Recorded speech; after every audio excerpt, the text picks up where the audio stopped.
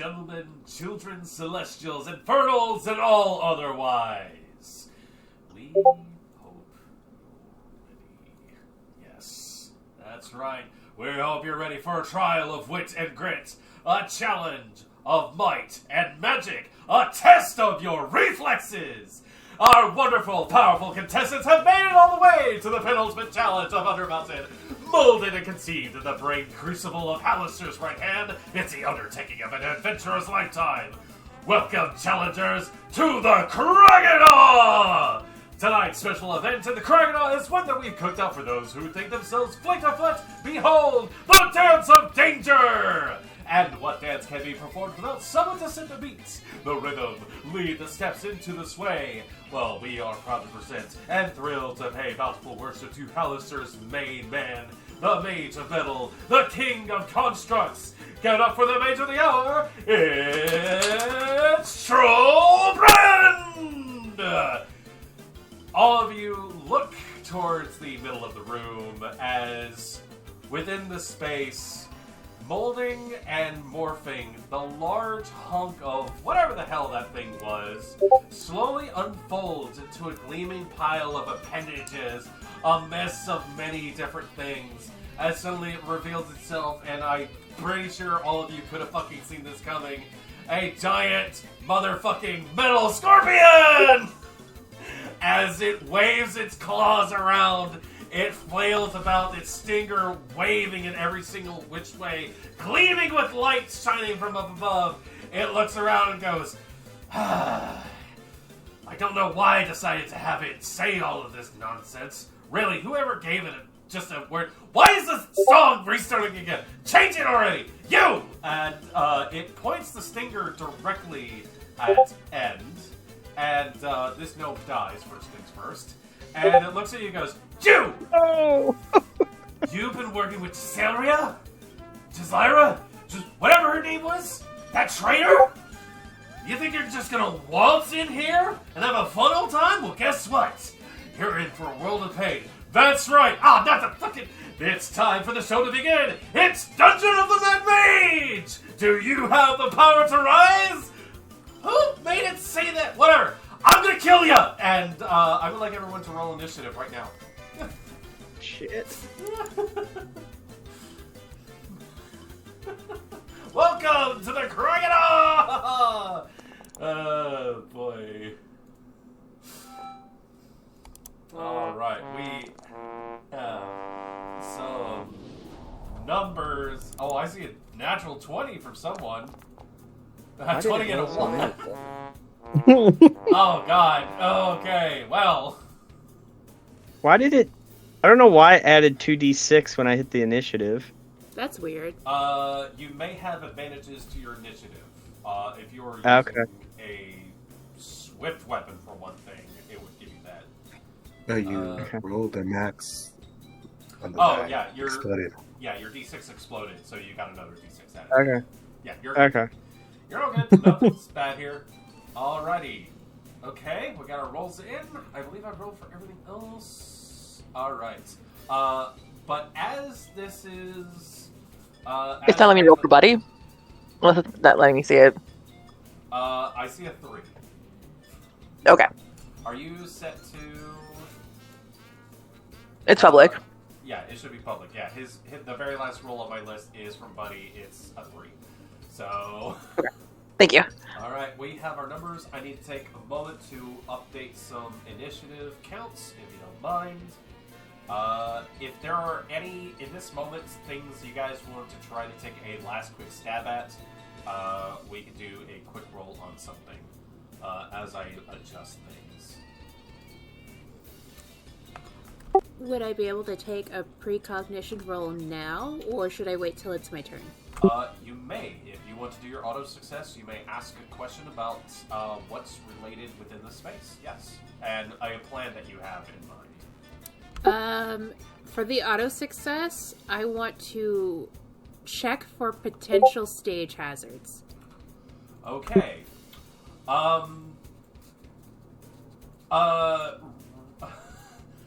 Could you please roll for will, then? Huh? Could you please roll a will? Oh, shit. Okay. Because I'm going to go ahead and say this. Almost this entire chamber is trapped. Oh, great. So to speak. Oh god.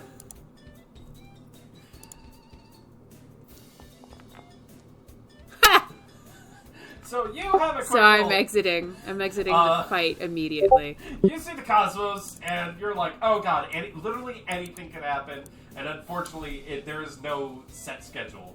The narrator shouted a bunch of stuff. This guy just declared that someone's gonna die, and that's information overload.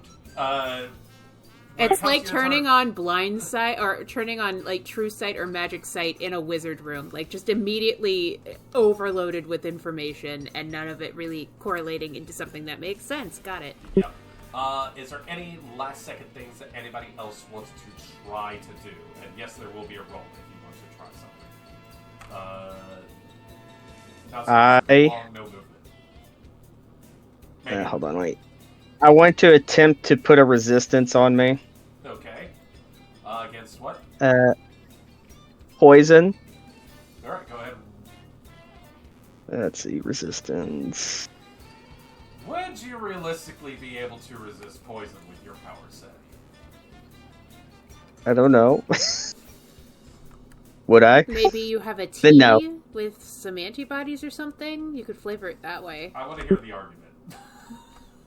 I got nothing. Never mind. I have an argument if I did it. I was willing to accept that, but it was one of those like, this is a thought experiment. Elaborate. Nah, I got how nothing. That would work. What? would I be Okay, able to- then I just want to cast haste on myself then. Roll for it. Puddle, Okay. what have you got? Would I been able to attempt to bolster myself? Actually, for you, I will say, Josie pulls on your sleeve real quick and goes, hey, do you want a little extra oomph or do you want some buffer?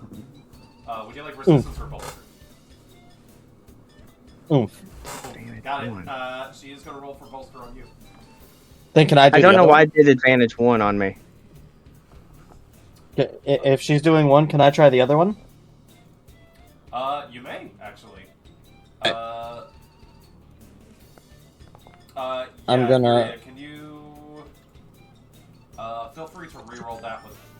Why do you have a blanket plus? I don't know why it did. Is Yeah. there a 1 in the shortcut? Yes, there is. I don't think so. I don't know why there is. Hold on. on. Here, let me erase it. Okay, you erased it. All right, let's do this again. Yeah, that was weird. Roll. Yeah. Hey, the D6 is exploding. You might have anyway. Stop. Jesus Christ. Yeah, max level haste on yourself. That's Okay. probably- Why are you running them here? Joseph, I got- bolster on you, Puddle. Just FYI. Okay. Is that for my energy? Yes, she is targeting your energy with that. Okay.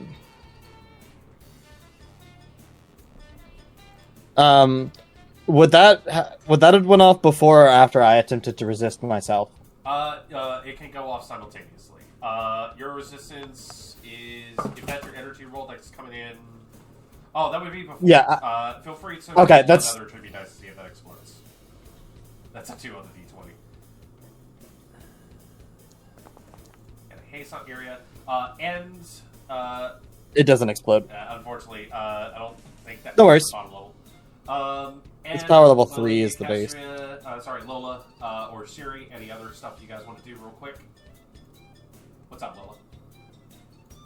I like to bolster End since she seemed to have been targeted. You got it. And are we in your base form, by the way? Yeah, I figured it out when I was Okay, cooking. just want to make sure. Yeah, Lola, feel free to roll for that bolster real quick, and we'll see if you pull it off. Apparently I did. Okay, natural 20. Nice. All right. That is a bolster. What attribute do you want to bolster on End?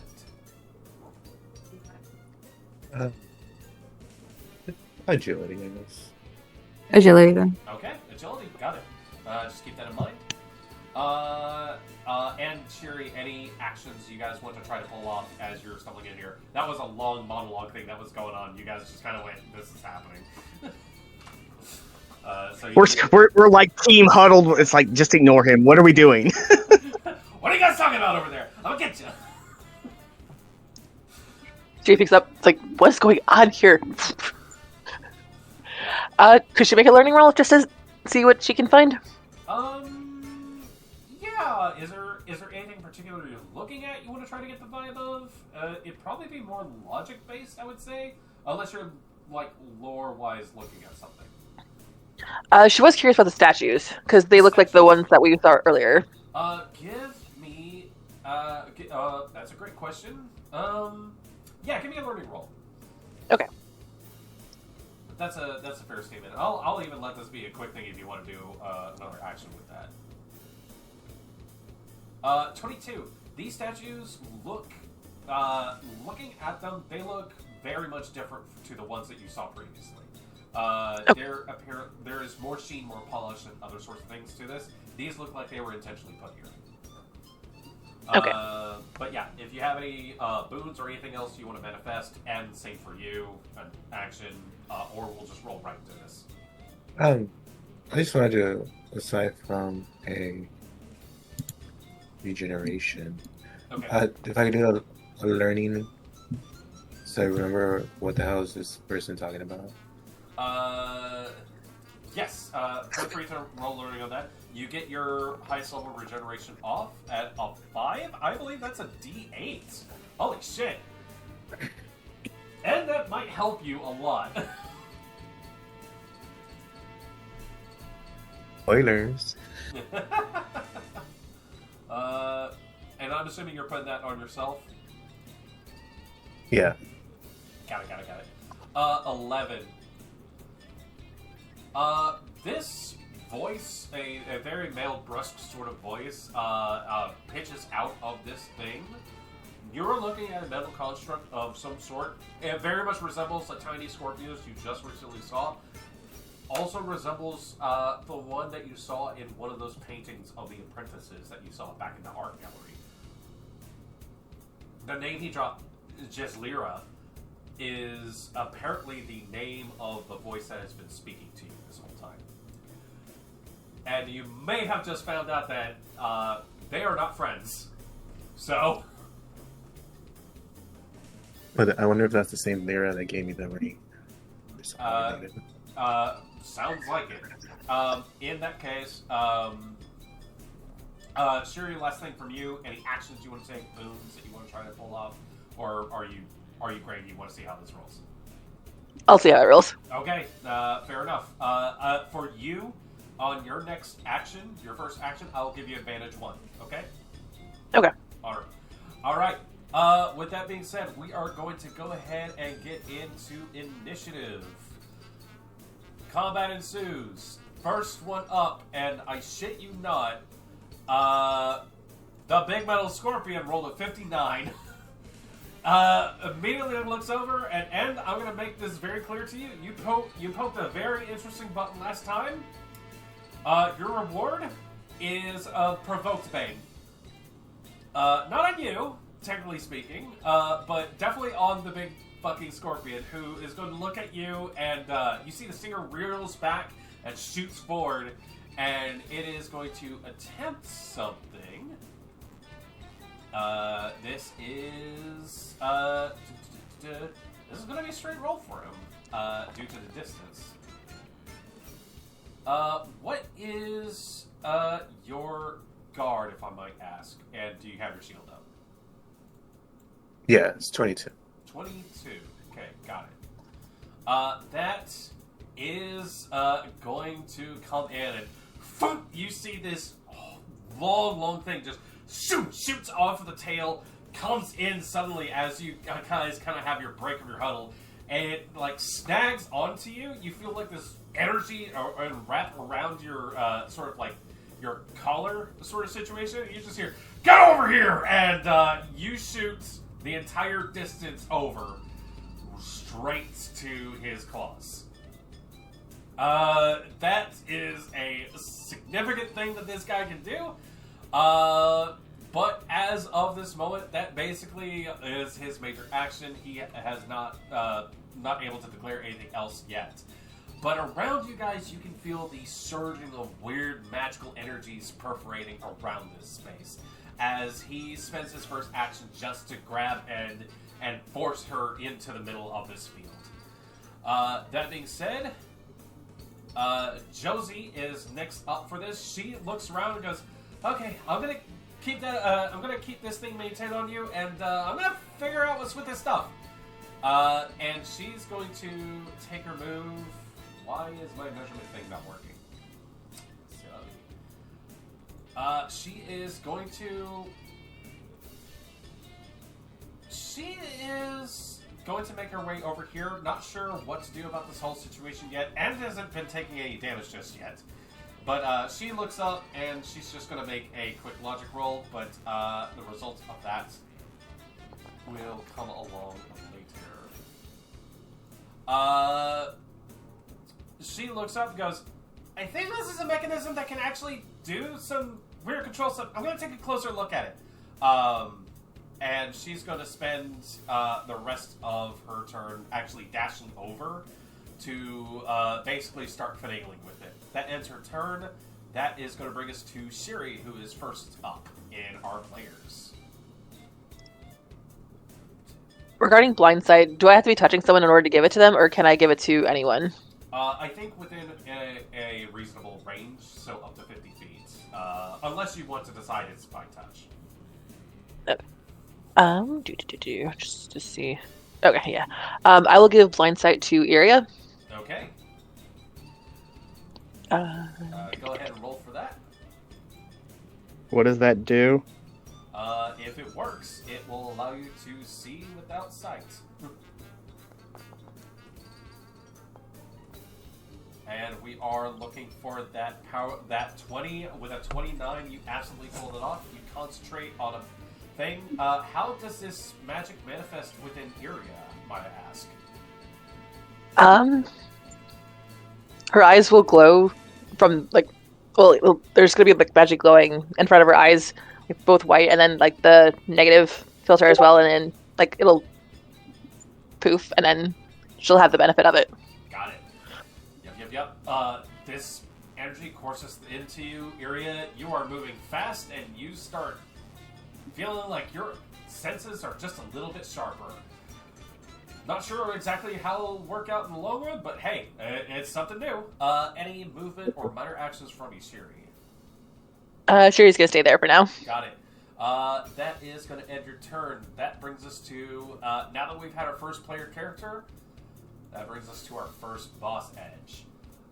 Provoked by End for having poked a button that maybe she should have or should not have. Whatever the case is, you're the target of his ire. He's going to take one big swiping claw at you to try to just basically get through you. That is going to be a 30 to hit you, End. Alright, I believe what you said your guard is 22, that's going to be 8 points of damage, unless you want to try to defend that. No, that's fine. Okay. As this claw lunges inwards, just a second, with it being able to beat your guard, an additional effect comes from this. The claw manages to snag around your midsection. Doesn't cause severe enough damage at this point, but it does. You do find yourself locked within the pincers. You are essentially grappled by Trobriand. So you are under the effect of immobile with the grapple effect in place. That is going to be that boss edge. That brings us to the lair action. This is the Dance of Danger. I'm going to have to roll a dice, if you guys don't mind. We have a d10 for this, and in the back, I'll go ahead and ping it, there is a large wheel that suddenly sparks to... Oh, we lost somebody. Chad. Oh, Chad. Puddle got hit by lightning. Oh, no. It's too soon. Oh, there we go. This may be important. Didn't for see you, that Puddle. coming. You don't want to miss this. At the... Oh, it just happened. Yeah, lightning. At the back of the chamber, you missed it. At the back of the chamber, a large wheel sits within the space, And as this magical energy courses into it, it lights up. Colors start to spring out all over the thing, and you hear, "Let the dance of danger begin! Our first step is," and it starts spinning and doing all sorts of things. And I'm gonna roll a dice for this with a 7. This arrow, boom, dum, dum, dum, dum, dum, bum, and it lands on what looks to be a green circle of some sort. And as it fixates upon a bit, you hear Trobriand snicker a little bit. "Well, hope you folks want to go ahead and just take a deep breath of what's coming out." And you see in front of the wheel spawns a massive swirling vortex of what looked to be this horrid green sort of mess. Would anybody like to use one of our new rolling tables, or D2, and flip a coin for me? Anybody at all? Where is it? I'll take the first one. Or in the tabs where it says rollable tables, there is a coin flip. Thank you, Shiri. With a 1, over on the side, you hear, "That's it, here it comes." Over on the side, Sherry, you've actually been paying attention to these statues, and one of them suddenly gains a little bit more color and a little bit of a strange sheen to it, as something additional starts to show off in this area.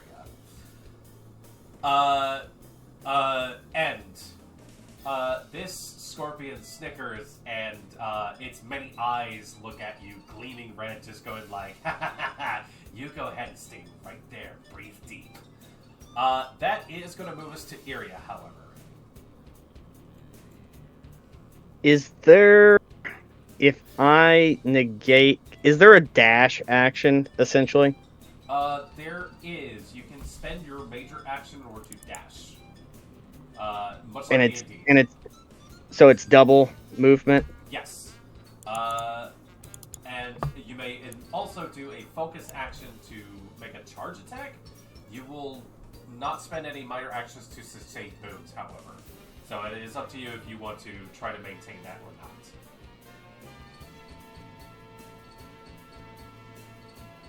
Okay, I'm. You need a ruler. No, I'm thinking Okay. because I can go 80 feet. No, wait, 90 feet I was gonna say because I'm hasted. yeah, with your haste, you can probably go really super fast. All right. Because your base speed is 30 plus the second level haste. Your speed is I'm increased there. by 50 feet, so yeah, 45 feet. And you Yep. dash right back there. Okay. I'm assuming you're going to use a minor action to sustain your boot. What's going on with Iria as she sprints this way? She has a plan. She has a plan. Okay. As you manage to make your way over there, you see like the head of the scorpion kind of starts to track after you, and then just turns back and focuses attention on End. But you're good on your turn there. Yep. Okay. Boss edge time. The scorpion looks at you, and just goes, "Wait, hold on. All right, hold on. Well, hold on. Just one second. You are grappled. He's going to have an additional advantage to do this as a bait attack. He's going to attempt to force move you. Your guard is 22. Well, that's annoying. I'm assuming your guard is still 22, yeah? Hold on.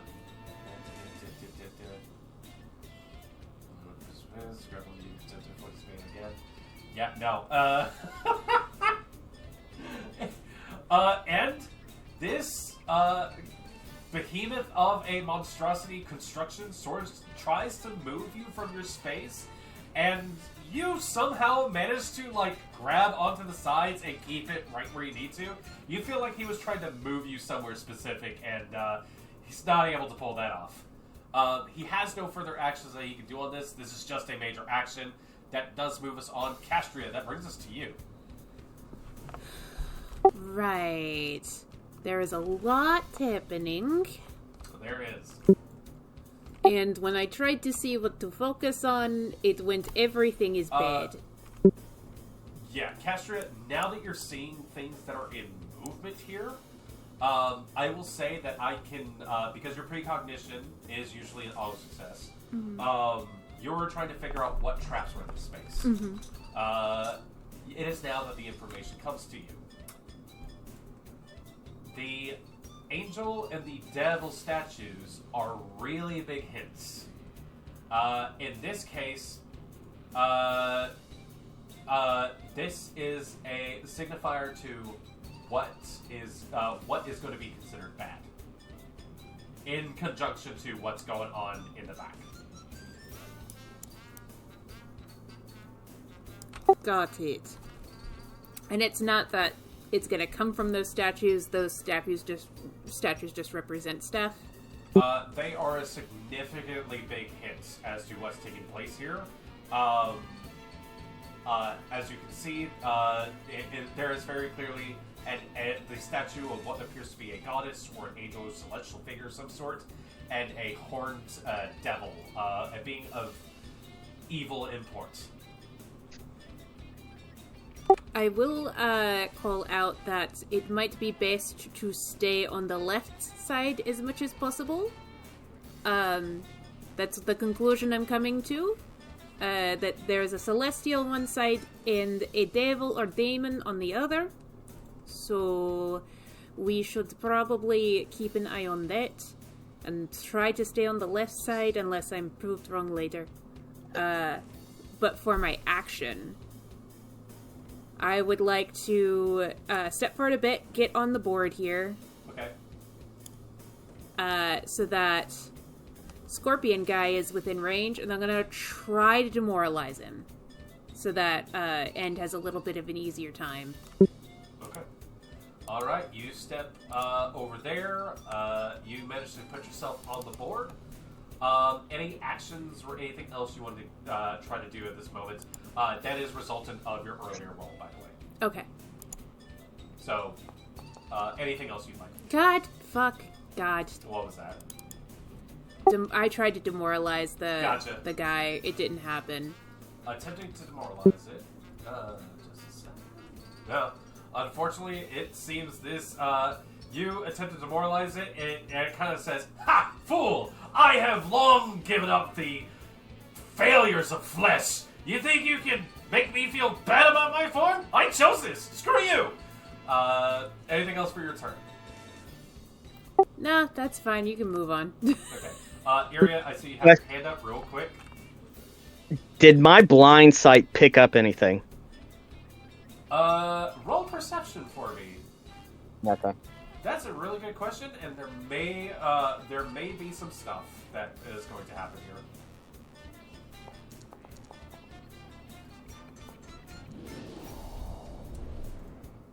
Fantastic.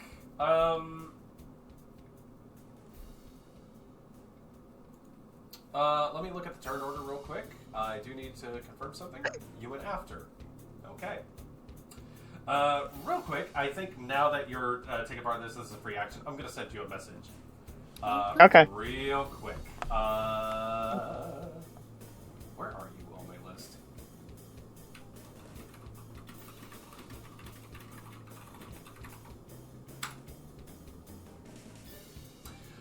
That is going to move us on to Puddle, who is up, and you're up next with the big boy grappling you at this moment.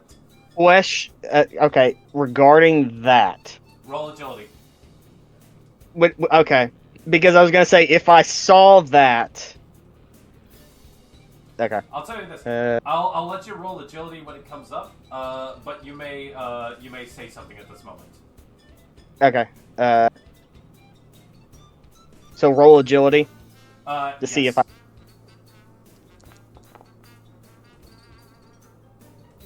Okay. Yeah, Area, I'm gonna do this for you. Okay, yeah, that's what I would have done. Ah, And would I be able free action to yell no white? Roll presence. For me, if you don't mind. Ah, shit. This isn't gonna go well.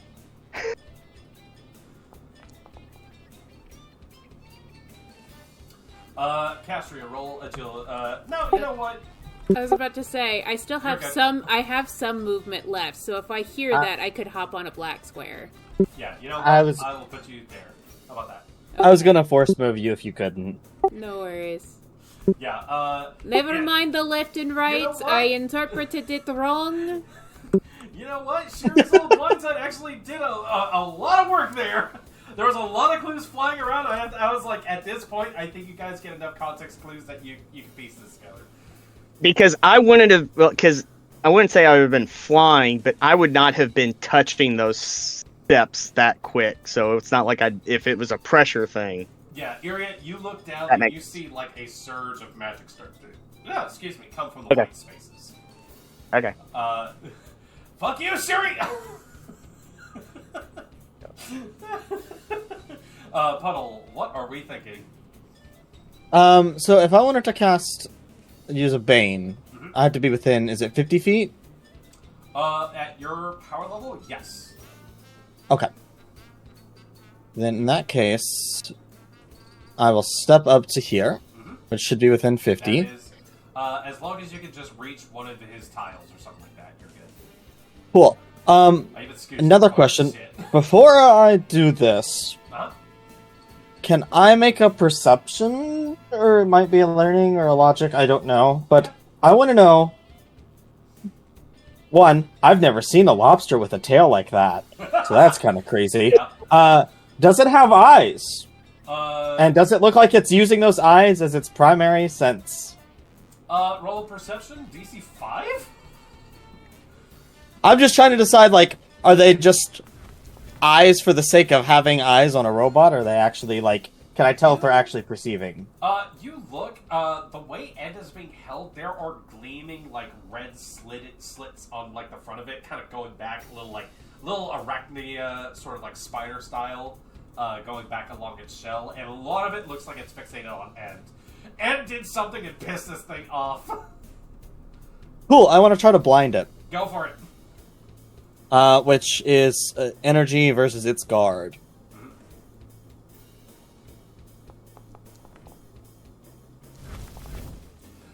Okay. The 35 blind it. 35. Let me check here real quick. You know, one of the main things this dude is not immune to? Fucking blinded. So, You didn't see As that I- coming. as I walk up very, like, casually to the black squares after hearing Iria's words, flick the paintbrush out. This guy's on my nerves. He's got end. And I just kind of look at his head and I paint, like, from my perspective, over his eyes, and they just begin to freeze over to the point where they're just reflecting in on themselves, so he can't actually see what's going on. And do you hear, like, as this creature leans into you, that metallic voice coming out of it? Now hold still so I can gut you properly with... Where did you go? Oh. Where did you go? Hold on. What's happening? Where is everything? And he is effectively blinded. So, Yeah. just as a reminder, attack and perception rolls, if they're solely based on sight, are automatic failures, and if they're partially based on sight and can be supplemented by another sense, are disadvantage 5. Guard is also down by 3.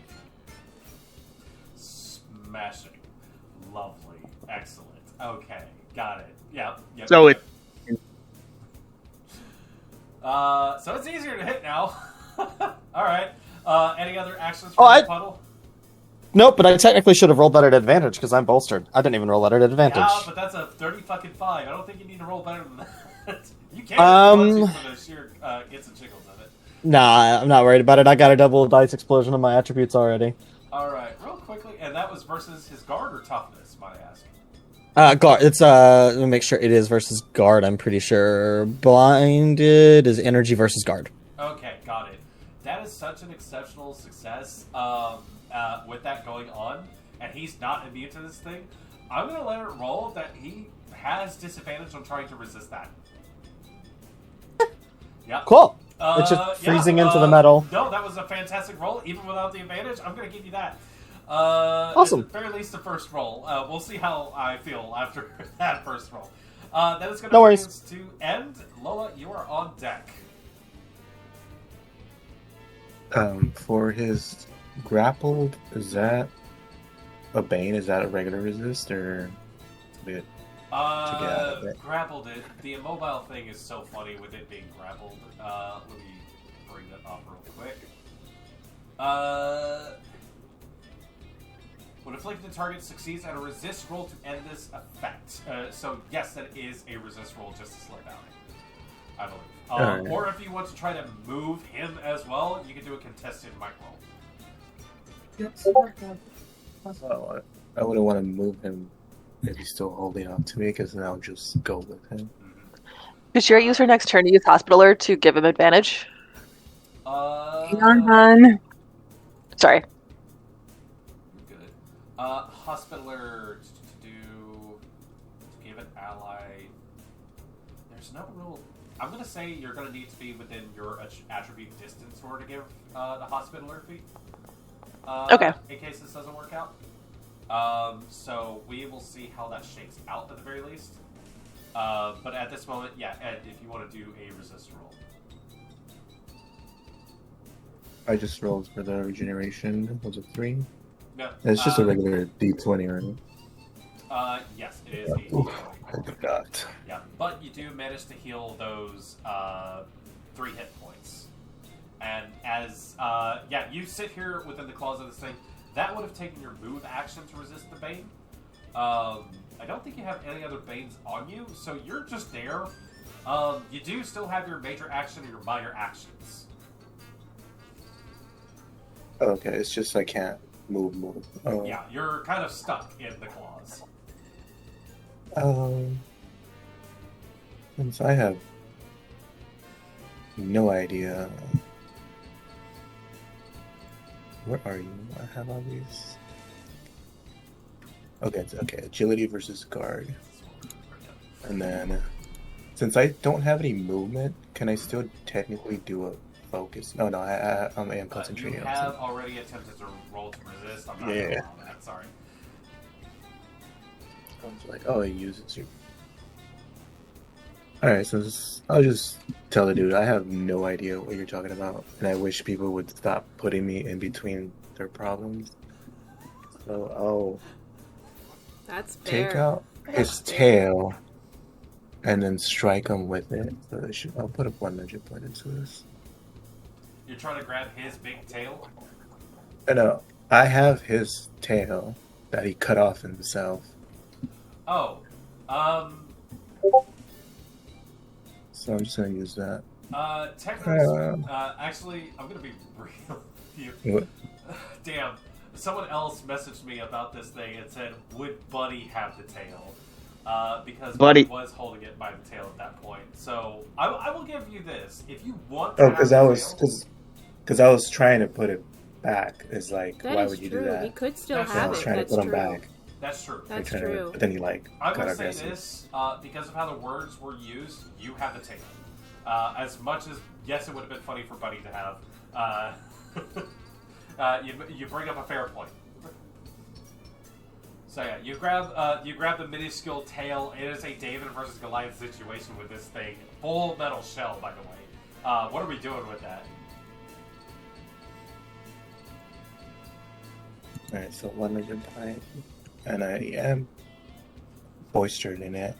So advantage 2. I will use it since he's also made of metal of the same kind to kind of like strike his claw that's on me in an attempt to like make a high enough pitch to deafen him, I guess.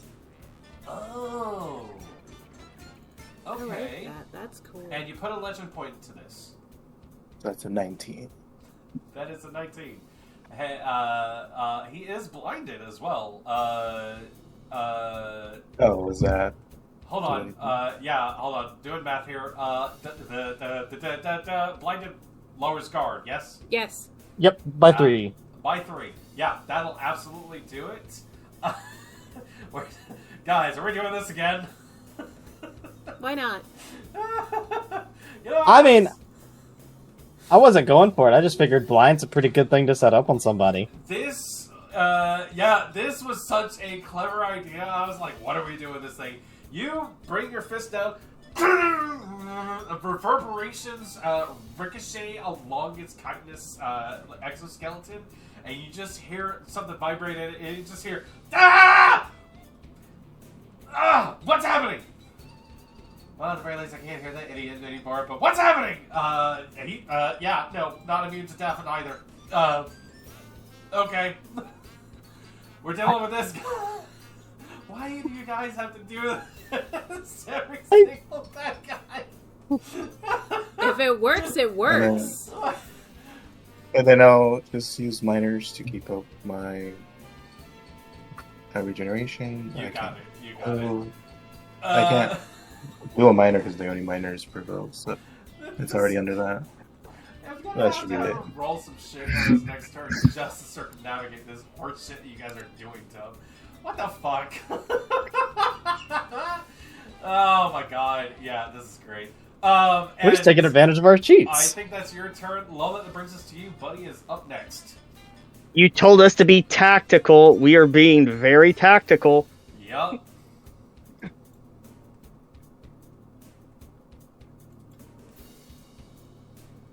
Alright. We have some plans going on here, guys. Oh, trust me. There are plans. Oh man! All right. Well, I'm casting concealment. I'm casting concealment on myself and just moving. All right. Cool. My powers don't work if he can't hear me.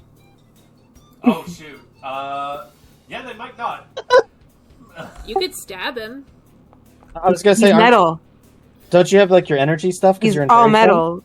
Yeah, but all of it's tied to my voice. Yeah. Wow. A So, 4, unfortunately, is super low. On the bright side, he already cannot see or even sense you. Yeah, but there's two other things on this map. I don't know why no one's focusing on the other 2 things on the map. But there's statues. 2 other things, and one's shining, and one's shiny.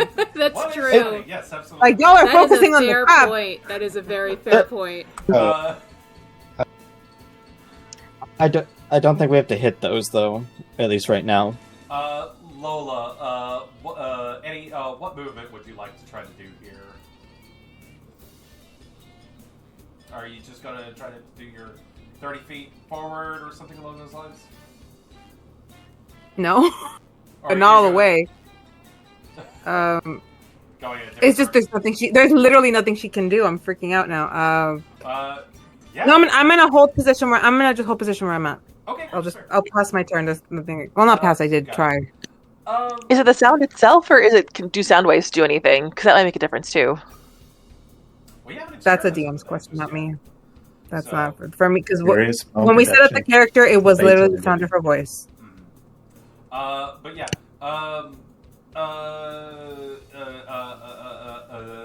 If you want, I'll let you do like a learning or perception roll if you have any questions about the environment or anything like that. And if you're good to keep moving, then we can move.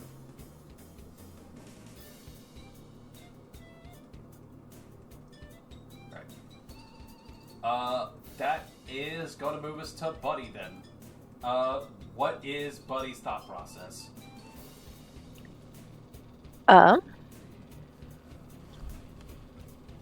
He wouldn't be able to make it to the scorpion, correct?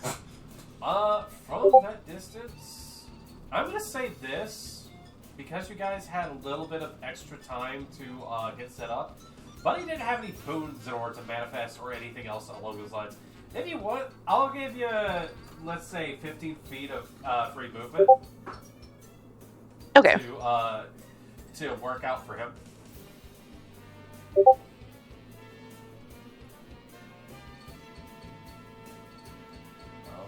Alright, and so that will, if he wants to do, like, say, a charge attack, he could essentially get to, say, this space and take a swing on the big idiot. Alright, let's do it. Yep.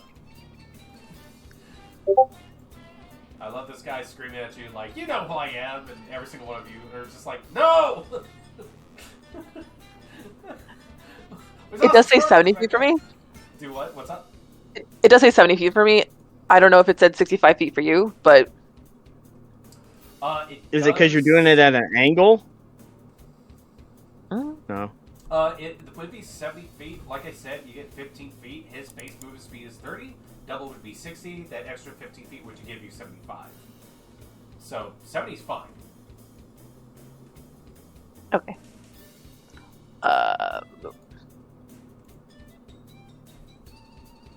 It's me to let me move him? It's not letting me. Thing. Oh, my bad. Sorry. I got you, man. Alright, so, yeah, if Buddy wants to get there, by all means, there's a bunch of legs, bunch of claws, all sorts of other stuff. What would you like to do at this moment? You get an attack, damaging or bane. It is going to be a disadvantage 1. But this sucker cannot see him coming. We'll try knockdown. Alright, go for it. I'm gonna put one of his legend points into it too, so make it even. Sure. Alright.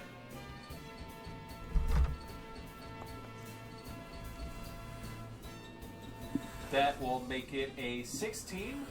I will go ahead and let you know this right now. 16 is exactly what you needed. His guard is lowered to 16. Let me just check here real quick. Nope, he's not immune to that. And as Buddy comes in, just one big pair of fists.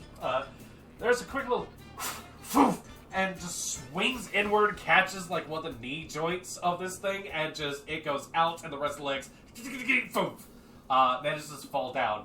One thing about having a metal body, not a lot of nerves to deal with this sort of stuff. Knockdown is in effect. Guard lowered even more for certain things. I see what you guys are trying to do here. Help me. Yeah, that's gonna be Buddy's turn. He's got out there, he's in the mix. That's gonna bring us to the Big Metal Scorpion, who, Jesus Christ, I see little main icons on his boss edge tokens that I have to have on there to remind myself. He is knocked down, he's blinded, he's deafened. He doesn't know he's knocked down.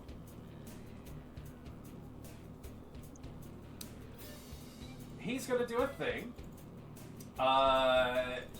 Instead of rolling for resist, he is going to roll for blind sight.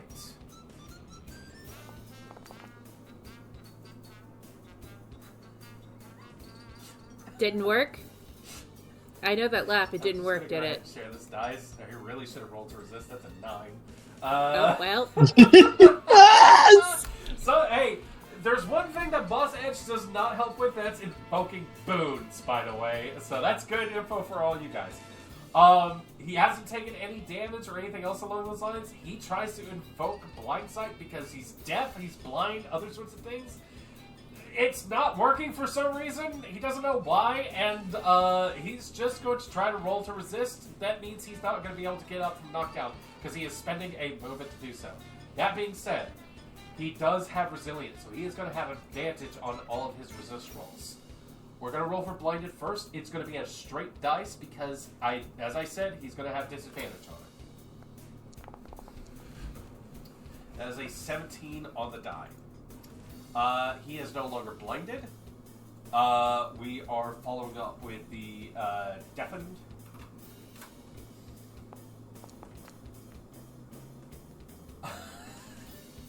What was you can it? see, can't hear a damn thing. The highest one was a 5.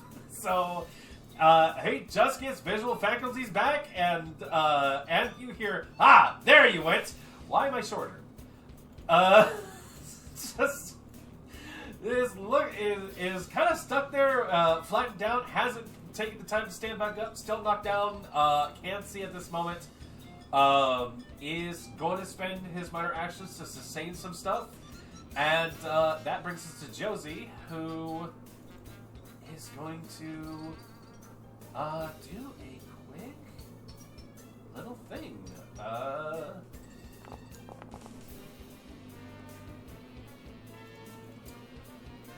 She looks at this and goes, I think there might be something I could do to get this thing working, or maybe I have to...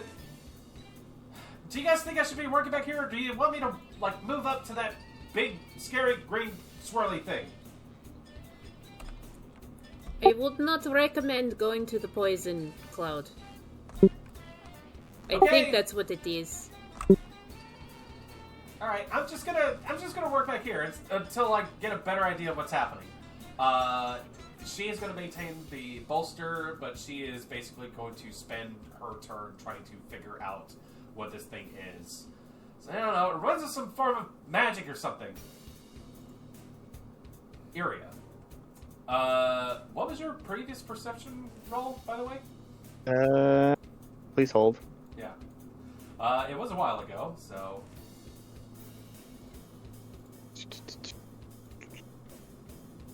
Oh, that's puddle. Blind side. What is it? I see a 25. Yeah, that sounds about right. Yes, 25. You look down towards the tiles. You see the energy that is emanating from the white spaces. You look towards the black spaces, nothing's moving, and then you just notice that there is something moving. And as this space starts to shift and fluctuate, you feel perhaps a chill start to go down your spine. Leaping out of the floor and joining you within this very enclosed space, a thing that does not reflect light except from its big, hungry jaws. Oh shit, not again. And another one. 2 ravenous entities appear within the space. Perhaps summoned forth, you see them snuffling a little bit as they begin to slaver within that space. The ravenous have joined the fray. At the end of Josie's turn, we immediately go to the first ravenous. It looks about this space and starts to try to get a sense of what all is happening here. Excuse me for a second. Let's get some good music here. Yeah, we're going to go ahead and...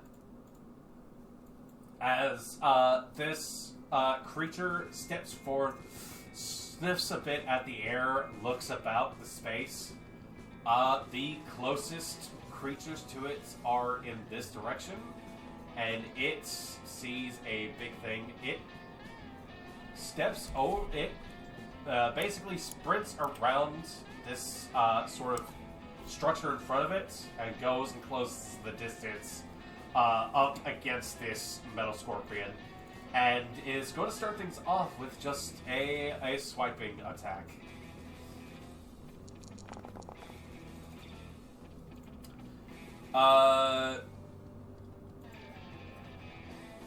Yeah, as it appears, it comes in, you see it rears up onto its rear legs, and you see this thing coming, and I don't know what your mental state is upon seeing one of these fuckers show up again. Rears up a big old bear-sized paw and takes a full fucking downward swipe into the shell of this creature that has you by the claws. And I heard it coming. Yeah, with a magnificent swipe, it deals a solid. You hear a horrendous, like, squealing sound coming from the carapace as it buckles inwards with a huge amounts of damage going into this thing. You from your vantage point, you swear you see an entire chunk taken out of this thing. It shows up, takes a huge swipe. You see from where it's trying to move. Hasn't yet figured out that it's been knocked down, but you can definitely see it notices like there's a huge jostle and goes, What the hell was that? What just happened? And is apparently starting to try to make sense of what just struck it. And go ahead and give me a resist roll. I'm giving you a free one right here, right now. Unfortunately, with an 8, that does not do it, as it basically comes up, swipes, and you see it punches downwards, comes back, and swipes over, knowing that it has an ally in this sort of situation, full on scoots you 20 feet this way. These things look like they are ready to close in on something. They have a big target, and it may be bad for you, it might be good for you, who knows at this moment. But this thing is here and looks behind itself and starts to sniff at the air. Hasn't engaged with you just yet. That does bring us to Shiri at this moment.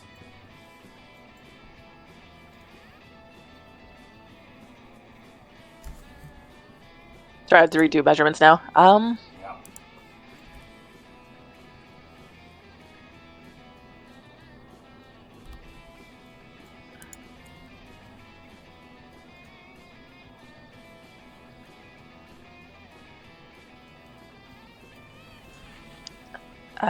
She is going to hop onto the board and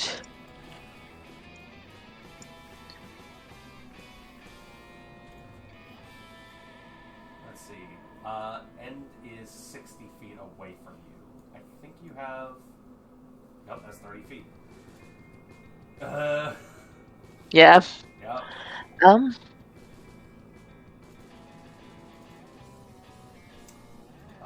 Yeah, that is a major action from you to help out. So, unfortunately, End has been shoved a little bit out of your reach from here. Not the button I wanted. Sorry.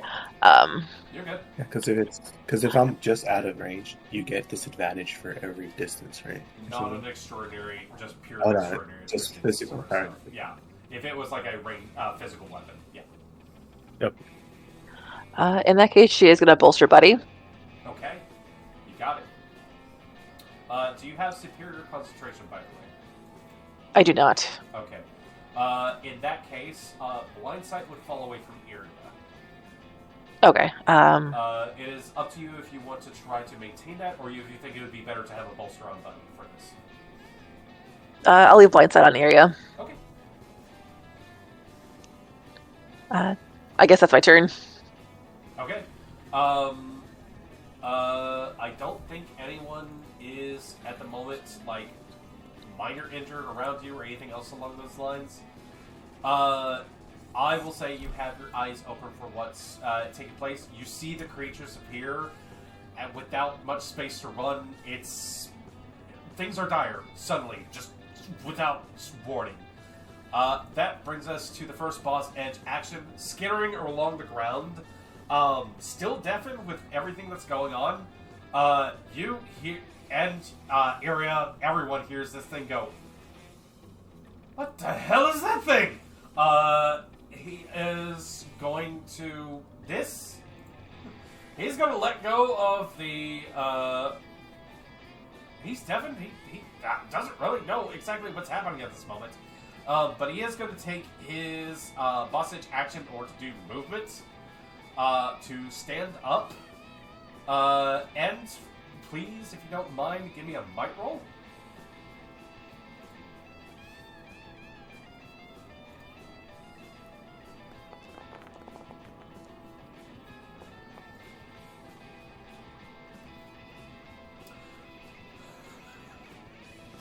Man, it would be a shame if the boss actually managed to beat you on this one, but nah, you made it. And I don't know how you're doing this, but you're beating the boss by like a sliver of a hair on this thing. He's been trying to forcibly move you with this remaining movement, and it's not happening. He is no longer knocked out, but he does not get the free movement off of that, and is unwilling to let you go at this moment. It's not thinking clearly. But he slides right there, still deafened, still trying to figure out what's going on. That is going to end that boss edge action. Okay, we come to the lair action. Anyone who is on any player character who is on the board is on a black space. You all watch as the white squares around you suddenly pulse and emit a torrent, a column of green, horrendous, like clouds of smoke up into the sky, as an explosion of poisonous gas erupts within those spaces and coats those areas. That being said, not everything escaped the blast.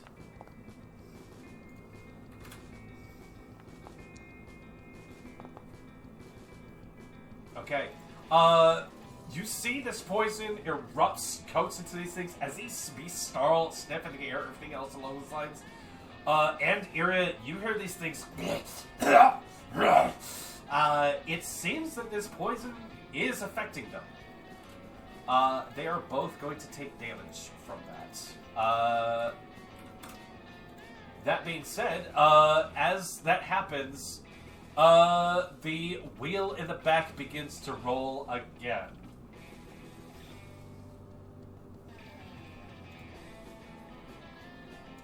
As the wheel disperses its green energy, you all have your attention brought up. And that was step one of our dance. Next, we have the wheel begins to spin and spin and spin, and as it does so, it lands on the picture of what looks to be a spark of something. A sort of like a head starts to form around it, and that spark exists directly within the headspace, I guess you could say, as a torrent of strange energy that kind of there, kind of isn't there, begins to appear in that space. Would someone like to flip a coin for me, please?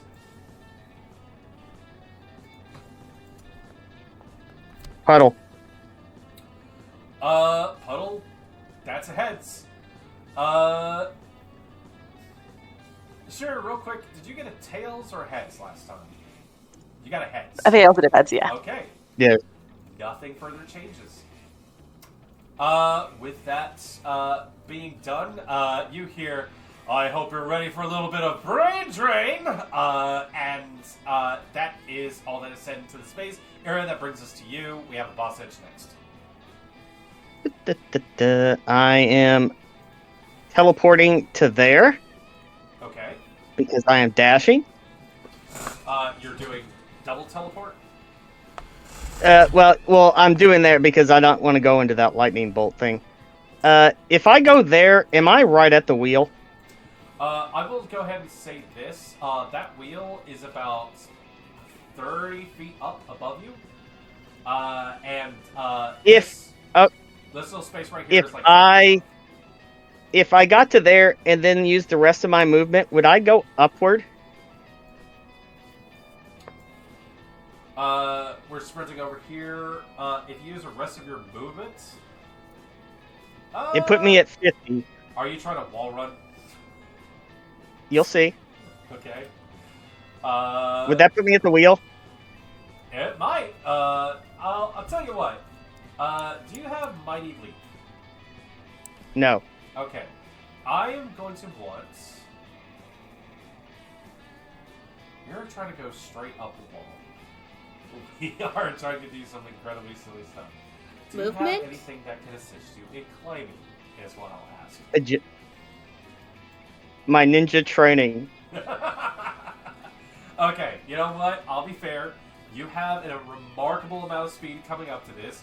Normally, I would have you roll might. In this case, Roll agility for me. I'm putting 3 legend points into this. Okay. And in addition to that, because of the distance you're making, add an additional advantage to. Just for the sheer fact of the haste and the run-up.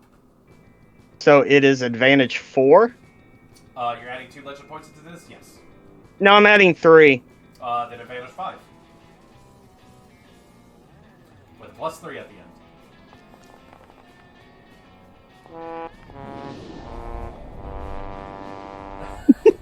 The DC A nat 1 for a 27. You managed to spring upwards, making grand headspace. You kind of like go up, sprint upwards. Thankfully, this is bisected by like a 10-foot space. You managed to get up here, and then from there, spring up even further. Give me. Are you attempting to get yourself onto the wheel? Yes. Okay. Or I'm trying to get to the spokes that make the wheel turn. Got it. All right. Are you trying? The spokes are on the wheel. Absolutely. If you want to prop yourself up there, I'm going to ask for a might roll. If you want to take a stab at something, here. This I will tell you my plan, Yes, and you will please. tell me. Yes. As I'm wall running, I'm pulling out the immovable rod and activating it so the wheel does not turn. So it is always locked in this position. Okay. You are at this place. I'm going to ask you for a perception check. You have blind sight on you. Normally this stuff is already pretty aware of what's going on here. Roll perception. I'll give you advantage on this because it's kind of plain as day. The DC's not terribly high. I will give you some information on that. You gotta be fucking kidding me. That's a natural 20. 41. Alright. So, the Days of Danger. There are symbols all along this wheel. There are 10 to be specific. In the process before this game, when I decided to bully Chad, I sent him a message that said, hey, if you don't mind, please pick a number between 1 and 10. Chad picked 1. I am rolling on a table of a D10. Guess what result is lightning? 1. So I'm going to ask you, do you want to keep the spokes from where it is Yes. at this moment, or Yes. do you want to move it in a way that it will stop on lightning? It's not currently on lightning. It's something It is called. Oh, it's not currently on lightning? This is Move this it. is You psychic. can move it to lightning. I'm moving it to lightning, and I'm invoking the rod to not move. I'm going to need you to make a choice here. Do you want to move the wheel right now, or do you want to put the rod precisely where lightning is? Where lightning is. Give me one more agility roll. Lightning is on a 1. It's at the top. The whole reason I did this whole shebang of like pick a number is because Chad, I'm gonna be real with you. You wanted a 1 to appear on the dice if you want your fucking thing. You need to stop rolling extra dice. Okay, just a second.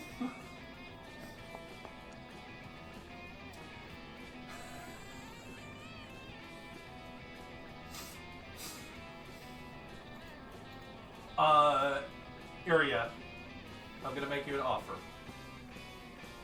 I'm gonna let you pull this off, but this is all going to be considered a focus action. You are going to lose everything else. No minor actions or anything else. That's fine. Okay. Iria Let's go. sprints forward across the field, seeing these ravenous beasts pop up around. Apparently, she is a woman on a mission.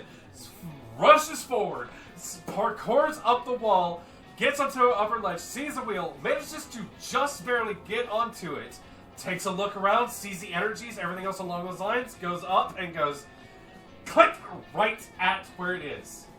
I just rolled to see how effective the rod will be. I will reveal that when we come around to the next spin of the wheel. It can happen on the next layer action, or something else might trigger it. That So being said, I am you holding on to this rod. Then I wish guess. to hold onto the rod. Okay, that's also fun. Iria is stuck up in the air, just click, and it's just kind of hanging out. Just now grabbing onto it sideways, a little bit of Batman Assassin's Creed looking down, and everything else is going on. This shit's crazy. So Okay, well, what would it take to kind of like gymnast, like swing up so I'm perched on the rod? I'm gonna be as gracious as I can. I think we have exceeded the maximum output of your possible movement for this turn. That was fantastic movement. We will keep going. When you said, "What are you doing?" I have a plan. This was the plan. I see the plan. You motherfuckers. That is going to bring us to the boss edge as Iria basically straddles the wheel. Oh no, Chad's dead. Oh no. Discord does not like me tonight. Your haste falls away, Iria. Your blind sight stays. You see this swirling mass. Why does it look oddly familiar to you? Anyways, this scorpion basically takes its moment, sees everything that's going on, stands up. Does not get minor actions at this moment unless he wants to. You know what? Things don't look great, and with reach, it is going to... No, we can't. That's out of reach. And you are really messing with him as he looks at you, looks back. Give me a presence roll, and we'll see if luck's on your side here.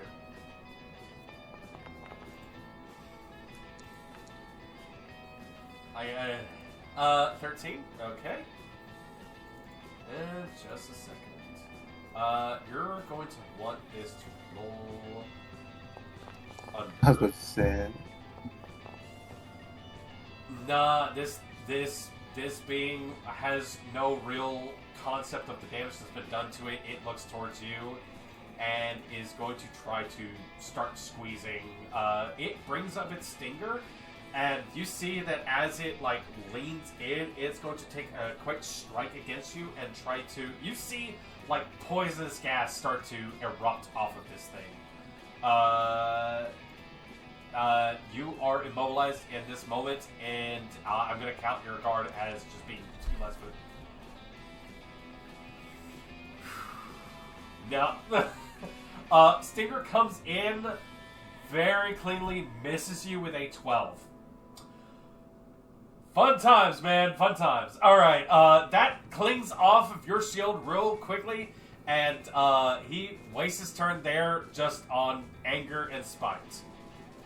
Iria, could you please roll a presence for me? Yeah.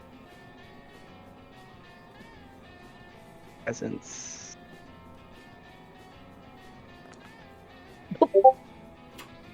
5. Okay. This creature who had come in second stops and has watched you like a blur move all that distance, looks up, and wants to go after the little snack. It is going to turn around and just full on bound up, kind of clamber up here. It needs to make a might roll just to get within reach of you, however, because you're just out of reach if he were to sit here. With a 23, it manages to close enough distance. It is going to take a swipe at you.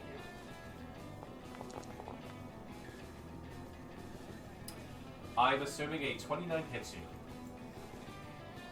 Oh, if I say no, would you know? I want to roll a deception. No, it would not hit me.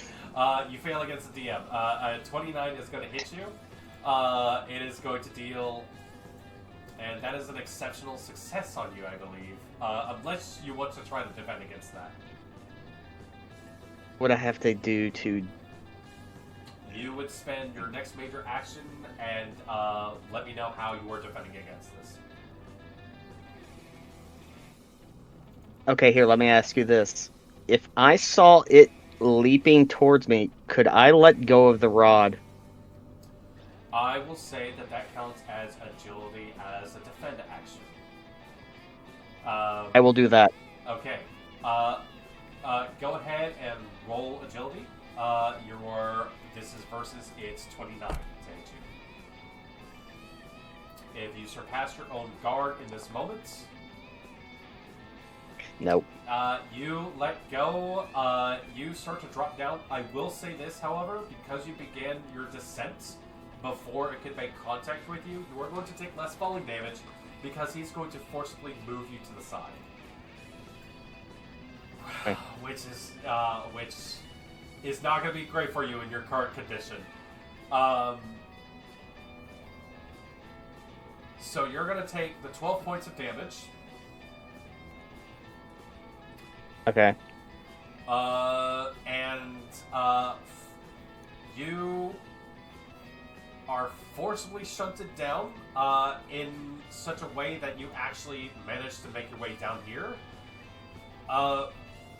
Roll agility, if you don't mind. Another one. I'm trying to soften the blow as much as I can. Okay. 17, you feel yourself hurtling downwards. I'm going to be real with you. I know how much HP you have. If Yes. this rolls a 1, you are still up.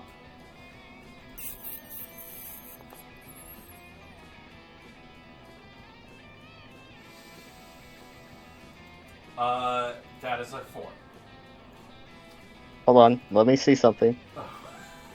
You have just used an interrupt action already. Unless you have something as I was an gonna say, I'm trying to, like, can I work my perks into any of this at all? But no, Do I you have can't. breakfall? No. No, that is a very It was a pretty specific thing for courageous this move. very Like- specific thing. It was a very courageous thing. You managed I want to be resilient with the floor. You speed run a shenanigan? Trust me, you are speed running shenanigan.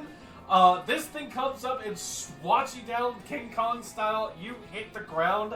Everyone sees you onto the floor. You are at 0 hit points. You are unconscious.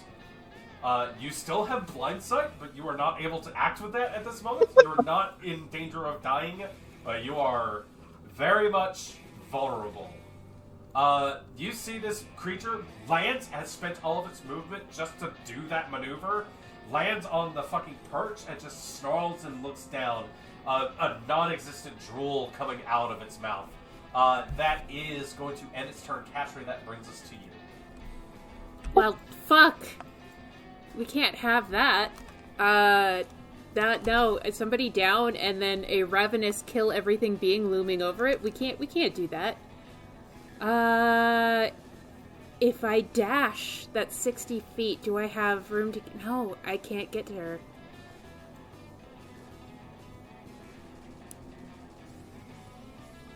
No, I'd need like 3 times that to get to her. Fuck me. One of the few downsides of gotta go fast, unfortunately. I swear to God, I did not put those guys there to pick on you. They were just spawning back there. I'd have to dash just to get within enough range to even hit it to get its mind elsewhere. That is true.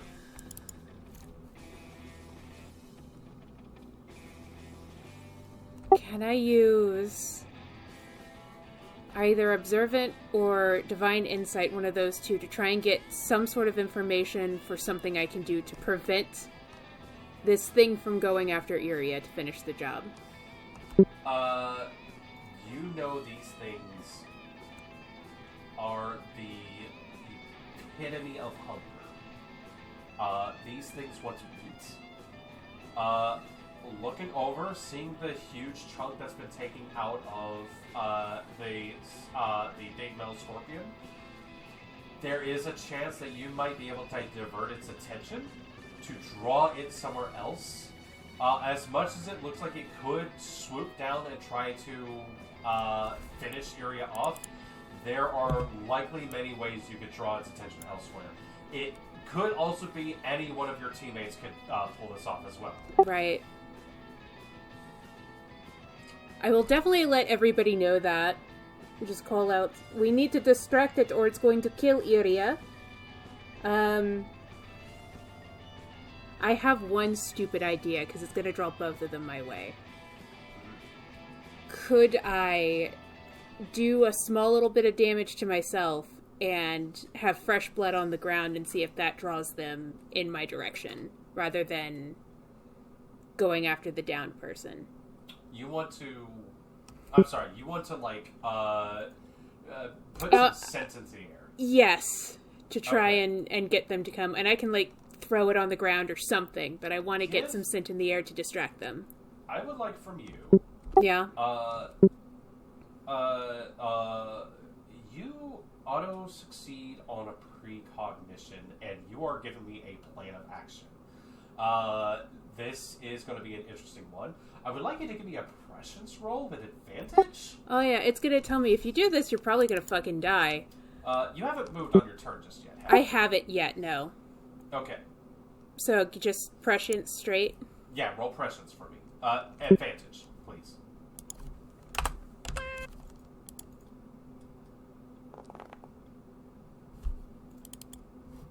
That's 14. You saw these beings pop into existence. You saw these things scatter. You saw one of them come out of the ground. You lost track of it after, but these things appeared. Despite the fact that these things are mostly hunger, you look and see the qualities of pack hunters within these things. You might not have to reach that one in the back particularly. That one, But however, if I attack that one, it might come this way. So instead of doing the bait thing, maybe just attack the other one and see if it attracts attention. Your bait thing will work even if you target the closer one. Oh, okay. And I'm going to say this right now. If you wish to provoke it in the way that you described, I will give you advantage on the attempt. I'm gonna do that. It's Okay. risky as fuck, and I'm gonna have to do some running, but I'm gonna do it. Let me take a look at your stats. You don't necessarily have provoked on you, but you are attempting a fucking dire move in order to pull this off. I would like from you a presence roll. Mm-hmm. With advantage. The advantage number is going to be how big of a dice you want to roll on yourself. So advantage 1 would be a D4. Advantage 2 would be a D6, D8, so on and so forth. I'll do a D6. Okay. I think that's reasonable. That is going So to that'd be 2, right? Yeah. I'm going to go ahead and let you know this right now. You are out of range of this one. Uh-huh. You are going to have to move a little bit closer. And you also know that you should stay on a black space at the very least. Yes. So that's what I'm going to do. I'm going to move forward a little bit. And I'm going to do this. And then after that, would I still have my movement to try and get far away to get them to go in a certain direction? Yes, you'll have the rest of your movement for Okay. what trajectory you want to do. Alright, then I'm going to give this a shot. Make a presence roll with, I'm going to ask you for a presence roll with advantage 2. I'm going to roll the damage you are taking from this. Okay. You're going to take 3 points of damage. Okay. Fuck me. Okay. God damn it. That is a 7. God fucking damn it. Okay. Your hit points drop. You have rolled a 7. You don't know if you have moved up close enough in order to fully gain his attention. But the scent of blood is in the air. This is an attempt to provoke this creature. I'm going to ask you, are you going to take the rest of your movement to move away, like you initially planned, or are you going to stay there, move closer? I'm going to move closer to give it more of a shot of working, and then hopefully Okay. I'm going to count on my friends to not let me die. Okay. You have 15 feet more movement left. 2, 3, Right there is 5, a good 10, space. 15. You are All right. yourself a little bit So dangerous she way.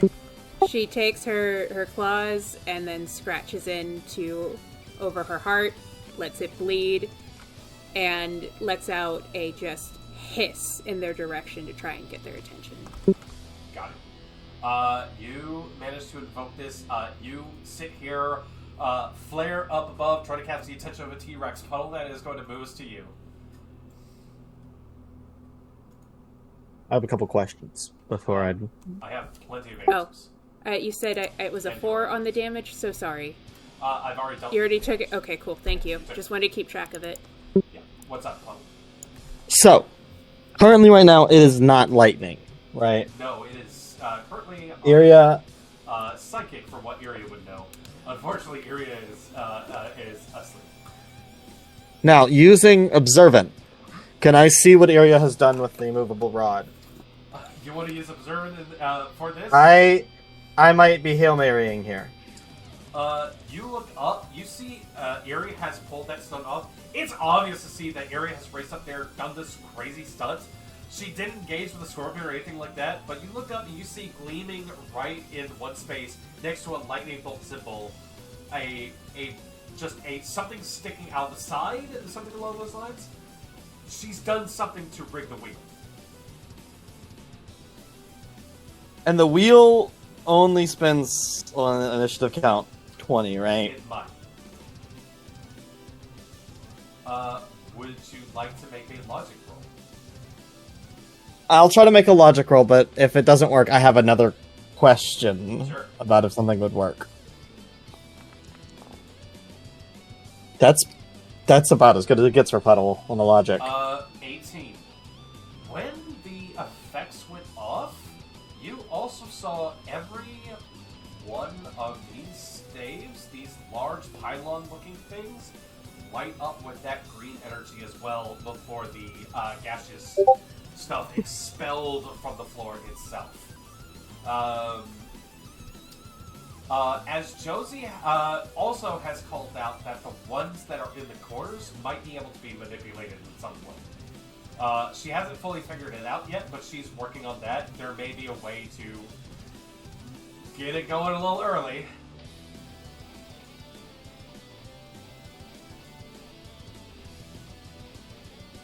Oh, I don't know if I Hail Mary it or not, because if it doesn't work, then I think I just get blasted. And then we have 2 down people. So, damn it, this is literally what we said not to do, but I'm gonna do it. If I was lucky... Yeah. Would that lightning maybe come a little bit sooner than when it should? Okay. If I willingly stepped onto a white tile at this moment in time. You want to use Lucky in order to get the wheel to spin again. To see if it can land on the lightning.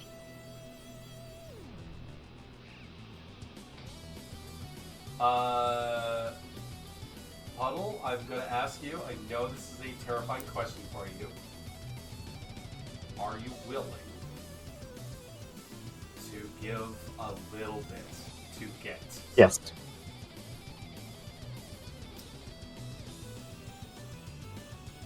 You look at the situation, you look up, you see one of your friends pull off an insane stunt to try something for you.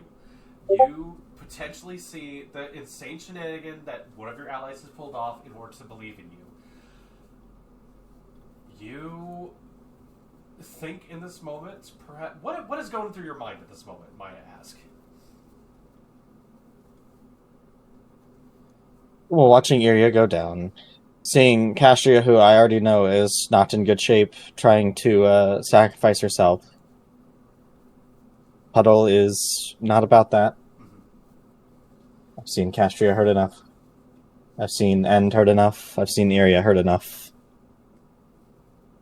My body is feeling really good, better than usual.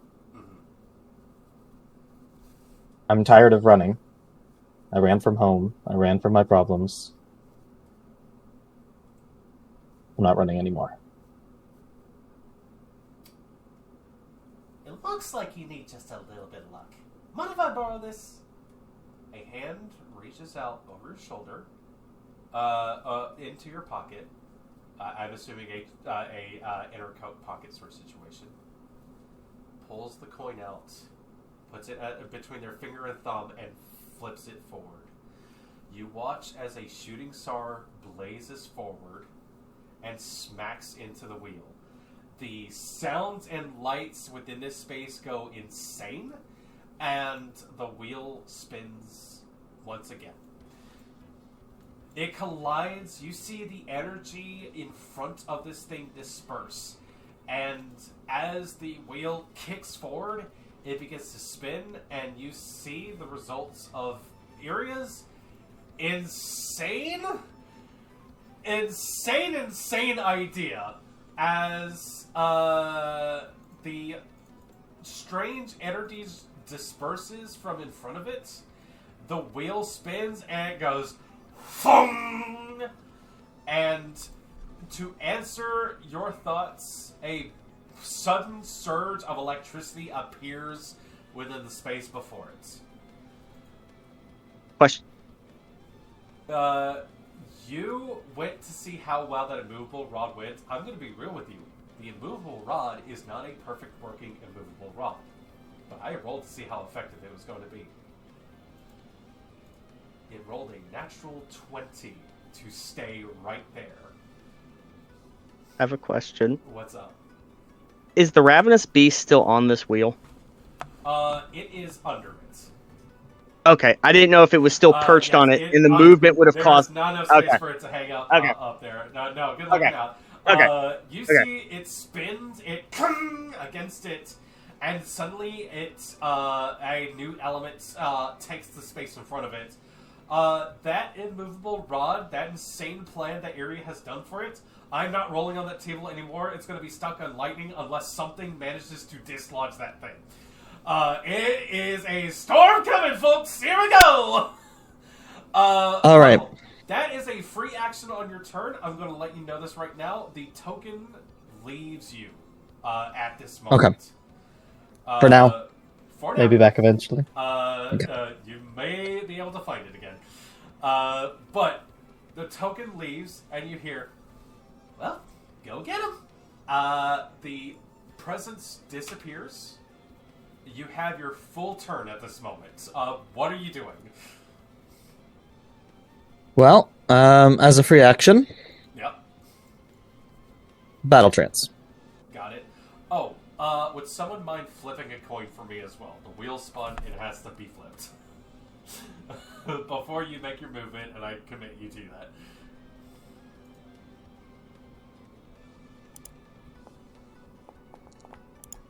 It's still heads. It is still heads! Which is perfect! It's perfect! Yep. Okay. So, this is where the Hail Mary actually comes in. Alright, what's our Hail Mary? I'm going to walk forward, and I'm going to stand on the white, willingly, Uh-huh. and in battle trance, Oh, weird. I'm going to...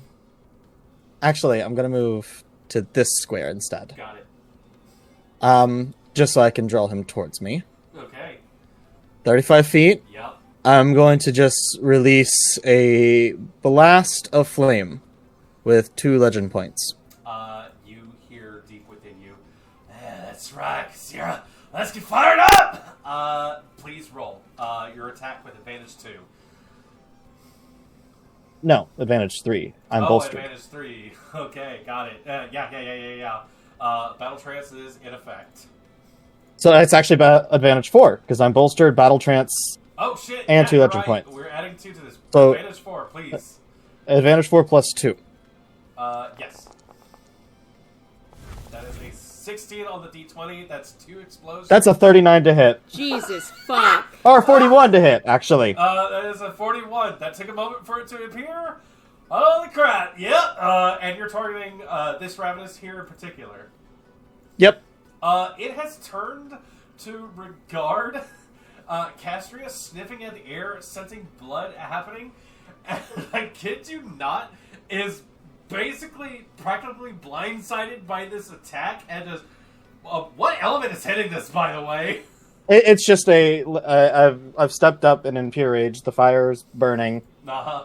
Just a circle, and then just a straight, like, laser beam of, like, fire. It turns...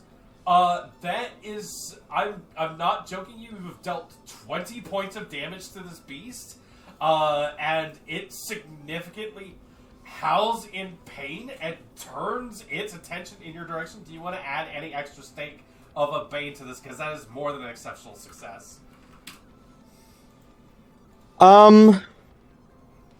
Does it look like it's going to come for me regardless, or do I need to throw a provoked on It here? might.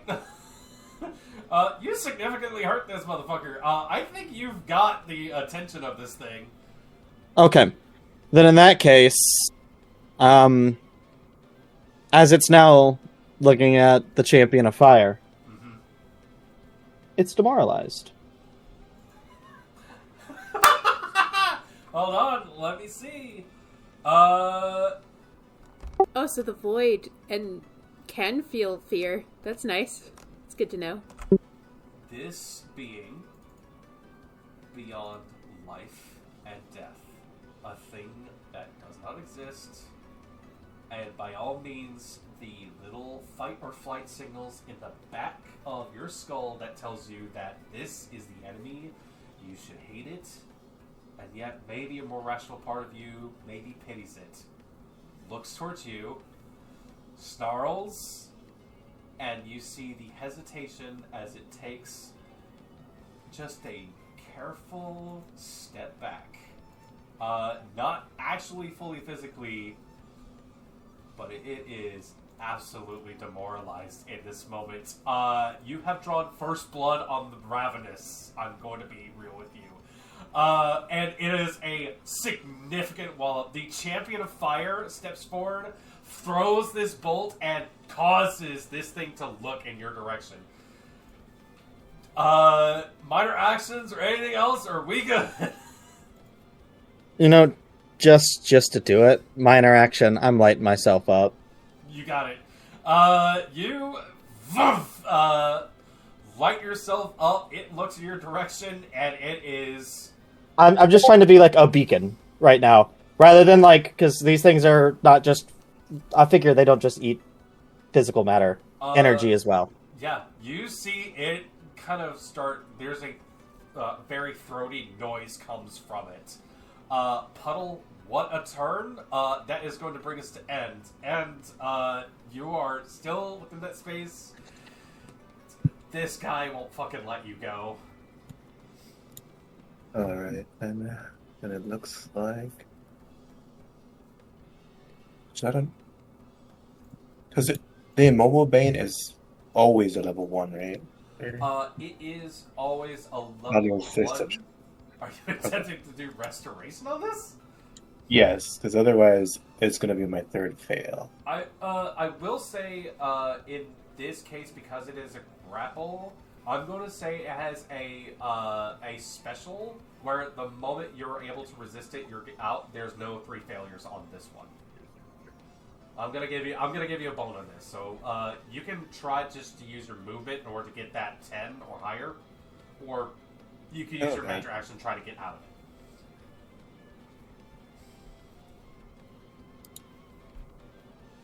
it. Because if you do the restoration situation, you would have your full movement. So it's up to you. Yeah, I'm just gonna need my full movement. Plus it's... Got it. It's enough. Since I'll draw my god. So I get a +1. Alright, you got it. You put that stinger away, you draw your gun.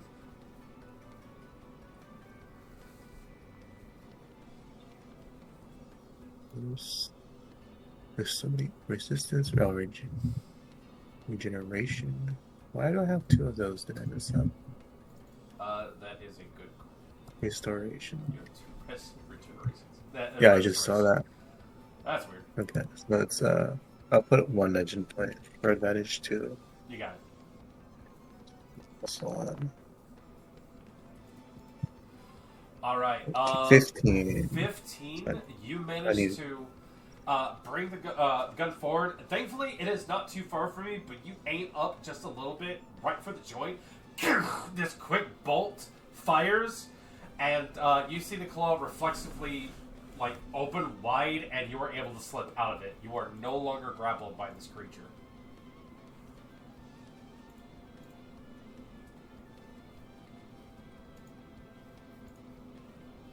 And which way are you heading, if you don't mind me asking?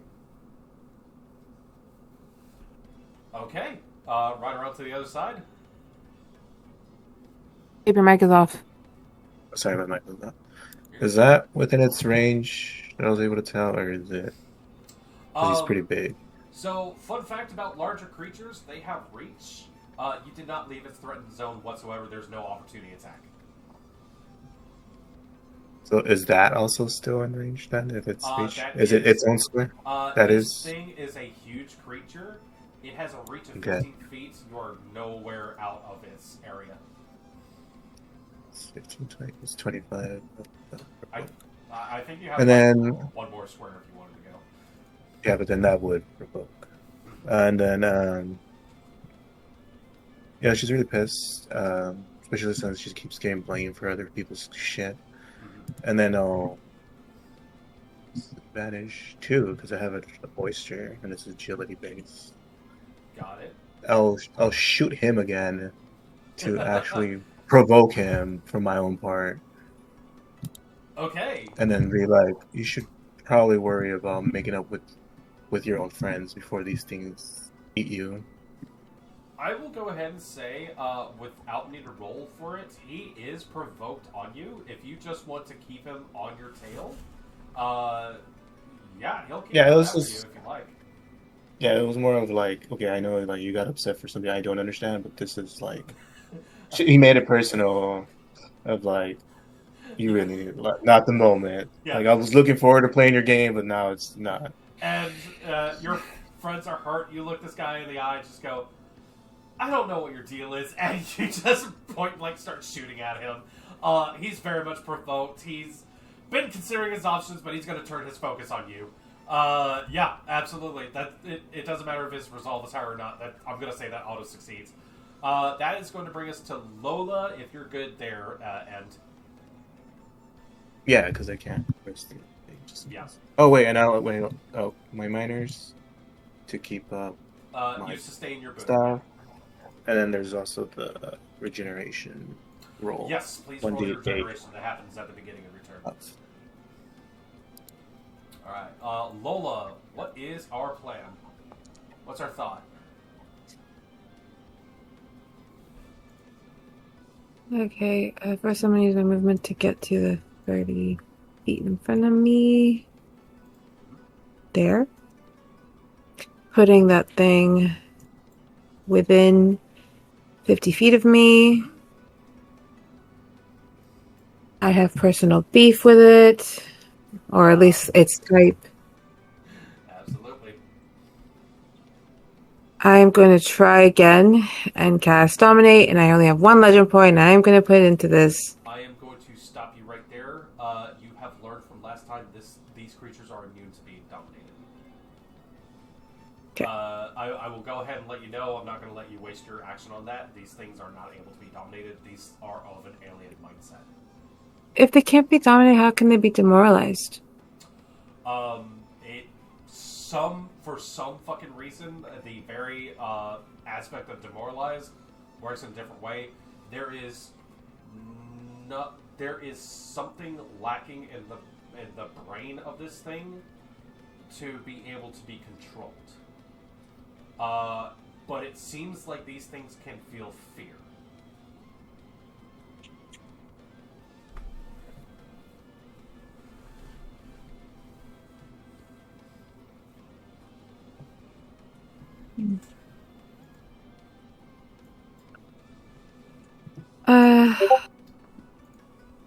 I have the dash action, right? You do, yes.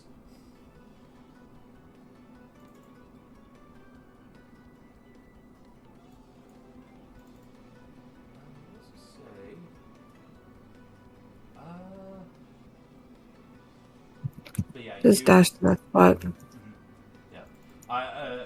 Yeah. You in particular know that from your previous experiences, these particular creatures are not able to be charmed or dominated. It does not seem that they are able to understand those sorts of wills, but primal fear is a thing that they can experience.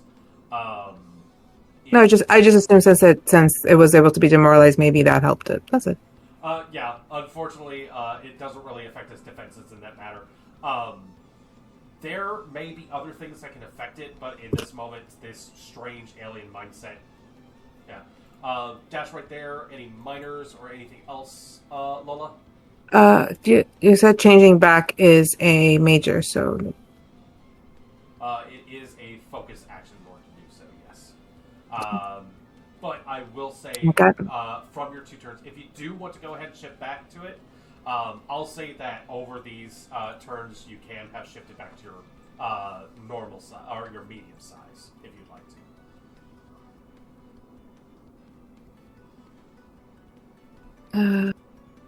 I'm gonna have to. Okay. Because if not, I can literally do nothing. You got it. I'm holding the one bolster. You still have that bolster on. No worries about that. You're able to maintain that on end. There is no problem for that whatsoever. You are blue for some reason. Oh, right. You're, for some reason, still considered concealed from that one time. Gotcha. Alrighty. Your fairy form shrinks away. You manage to gain yourself back into a medium size. You take up space. You look up. You see dangerous foes ahead of you. And, yeah. I got. Shoot. I am terribly sorry. I forgot that would remove you from it. Give me just a second. I am updating you right now. You have a 7, right? Yeah. Gotcha. Okay, Lola, you managed to take up that space, and it's still bolstered from your magics. You managed to wheel that forward. That is going to bring us to Buddy at this point. That will be the end of the round after that. So I have a goofy question. Yeah. How does grapple work? It is the immobile bane. Okay. Currently, End is out of grapple, if you're worried about that. If you want Buddy to go and do this, it is a might versus their guard. Okay, here's my next question. To grapple the metal scorpion and throw it at the close thingamabob. I'm terrible with names. You want to hit a motherfucker with another motherfucker. Yes. Got it. That is a choice. Hold on. Okay. That is a 20-foot gap between them. I'm going to be real with you. The big metal scorpion is a huge creature. Buddy is a small creature. Now, Buddy is mighty. That could still happen. He has a might of 5. It is going to take...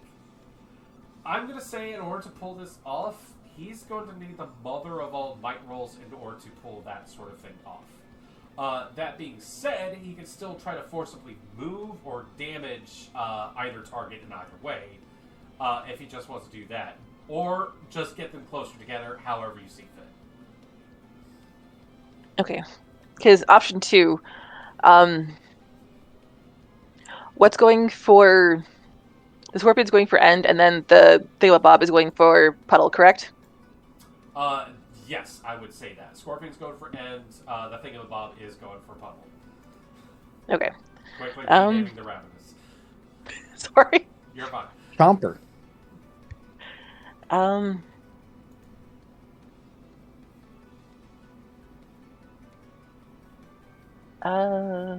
Fuck it, let's try it. Alrighty. Who is Buddy targeting, by the way? The scorpion. Got it. What that is within normal movement range. Yeah, he scoots on up. And, is this a damaging attack we're going for? No. Bane attack, then. Correct. Got go ahead and give me that roll if you don't mind. And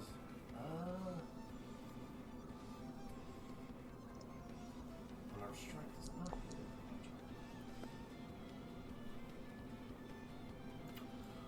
22 does do it, as he manages to come over again, grab onto the leg, and just kind of give a good solid yank in one direction. Real quick, I forgot, Buddy has advantages on 2 particular banes to try to enact. But as, he latches onto him. Just a second. Force move. Power level 4 gets a good 10 feet out of it. You see as he kind of just grabs and shoves in one direction, just manages to swerve him right over in that direction, cause these two almost collide in this moment. No damage done, but they definitely get in within each other's space and provide a little bit more breathing room for your friends. Buddy still has a little bit more movement, or do you think he's good right there? I think he'll stay right there. Okay. This is going to come to the end of a round. Do you folks want to go ahead and take a break here at the start of the next round? Yes. Okay. Yep. We are going to take 5. We're going to go ahead and do bios, snacks, drinks, that sort of stuff. This is a very cooked combat encounter. Area is currently down at the back of the room. The monsters are looking one way or the other. The big metal asshole is fixated on someone for very jerkish reasons. But things are moving forward. And we'll come back to this. Deep in the rumble. Thoughts and prayers. Yeah, thoughts and prayers. My thoughts and prayers are with you guys. The dice, however. Alright. That being said, we head back to the top of initiative. This thing has just been shunted over, has been trying to get an end this whole time, but looks down and sees little Buddy.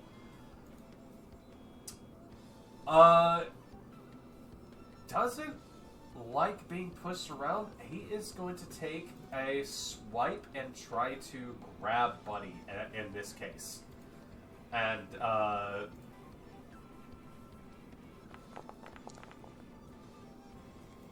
this is going to be a damaging attack because you guys could use maybe a few more wallops.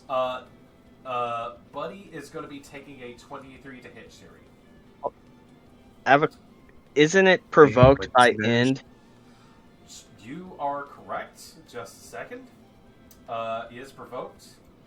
And we are... I'm going to say he's still foolish enough to have pulled that off. And you're provoked. You used agility to do this? Where is... just a second. I need to see how much disadvantage. 2. Power level 5.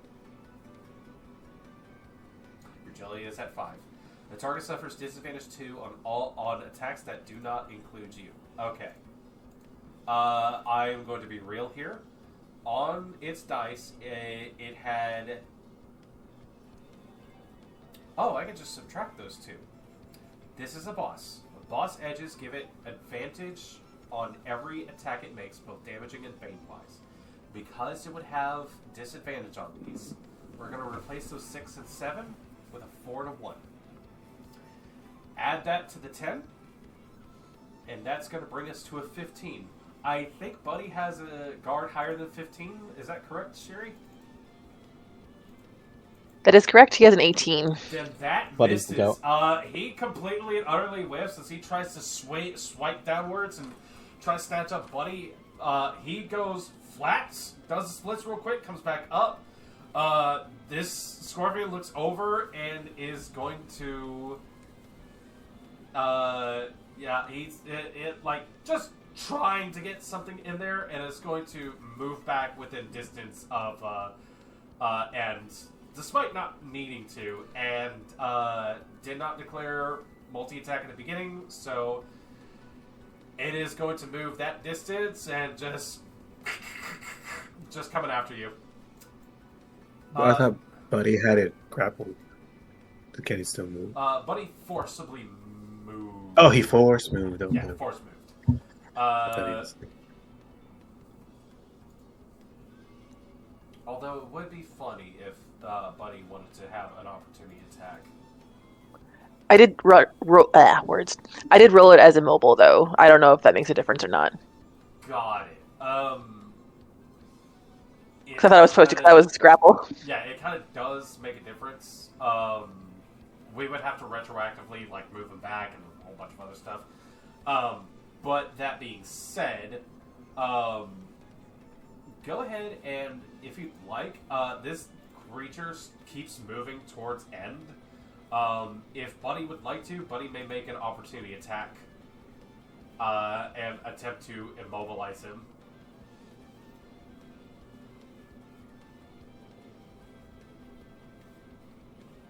So roll immobile again. Yes, please do so. Okay. Or I will also point out because he is because Buddy is using unarmed strikes in order to carry these out. Buddy also does have advantage on trying to do knockdown or stunned. Okay. Since the immobile already went through, should I just stick with that?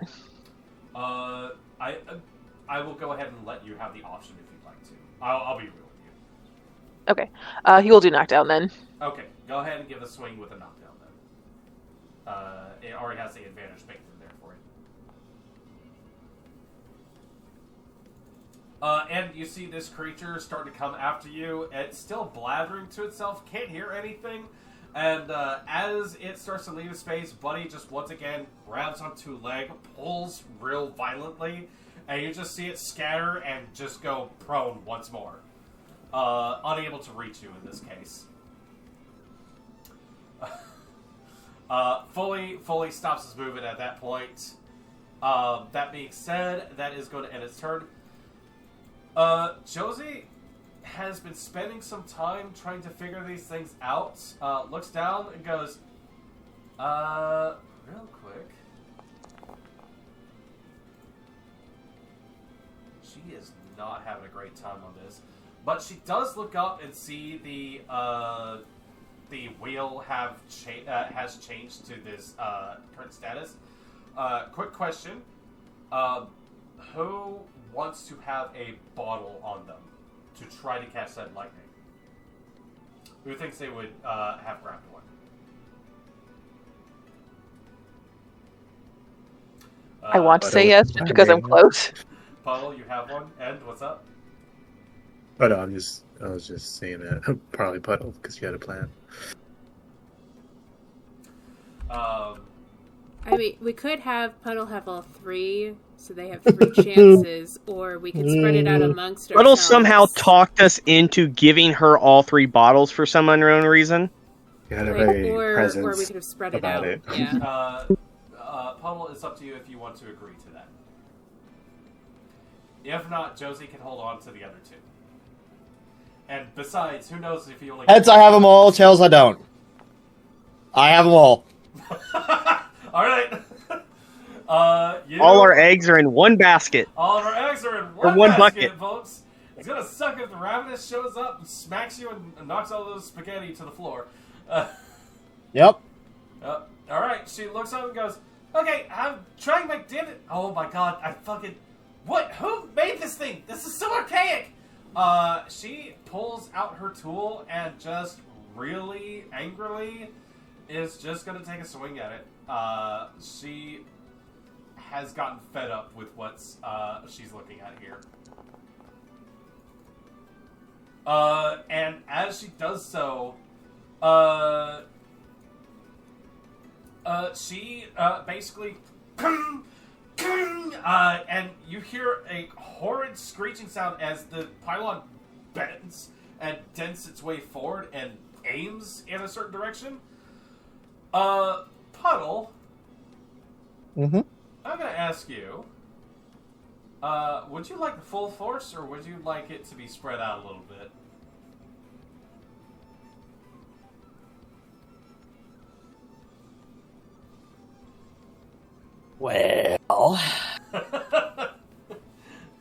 Use the puddle dice you bought. I don't know that this is coming from behind me, right? It might. I will say that. It's up to you.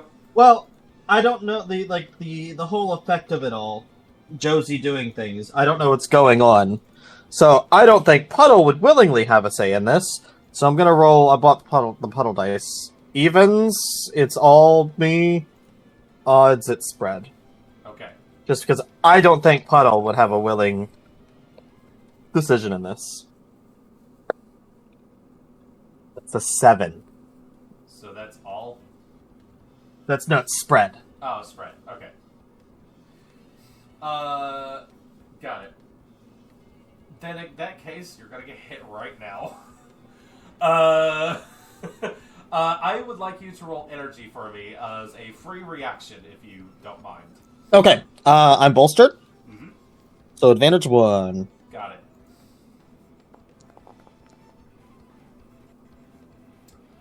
With a 25. 25. You hear behind you a crackling sound appear, and you hear Josie go, "Oh, I got it, doesn't work! Puddle!" She yelps at you. You are able to turn just in time as a bolt of lightning arcs across the ground and races in your direction. Are you attempting to... How are you attempting to catch this, if you don't mind me asking? Seeing it coming? Well, I have water droplets that are always floating around me. I was really hot just a second ago, so I'm regulating my body temperature because I don't want to overheat like I did the first time I battle tranced. Pick it up, dice. Yep. So, the water that normally just kind of floats freely around me Yep. begins to, like, shape to wrap around and basically flow towards one of the bottles at the moment. The first attempt, I'm going to try to at least get the ritual stuff done before I take a bolt into my own body. Okay. Then I'm going to say with that 25, you create this string of droplets, and you watch as this electricity and strike into the bottle. You see it flashes within this, and and you are looking at a still arc bolt of lightning in a recycled health potion bottle on your right in your hand.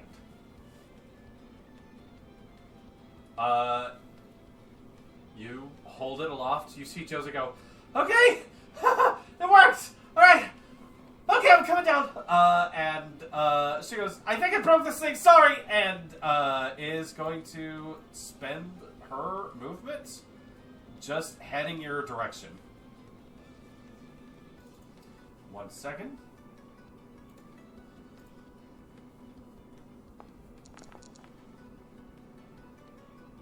Okay. That being said, that is going to end her turn. That is going to move us to, the one guy. This thing looks towards you with the instinctual fear of fire that a creature could have. Perhaps not even understanding what fire is. The moment you turn your back, it sees the chance and an opportunity. It is going to rush forward. In the process of doing so, Lola, you see it move just in distance. Would you like to take an opportunity attack with Beanie? Why not? Alrighty.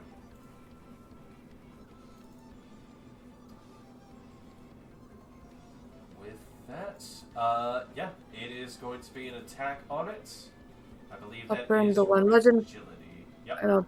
And I'll burn the one legend point. You can burn up to 3 if you'd like. I only have one. On your bottom, okay. I was gonna say on your sheet, I saw 3. No, I hadn't removed them yet.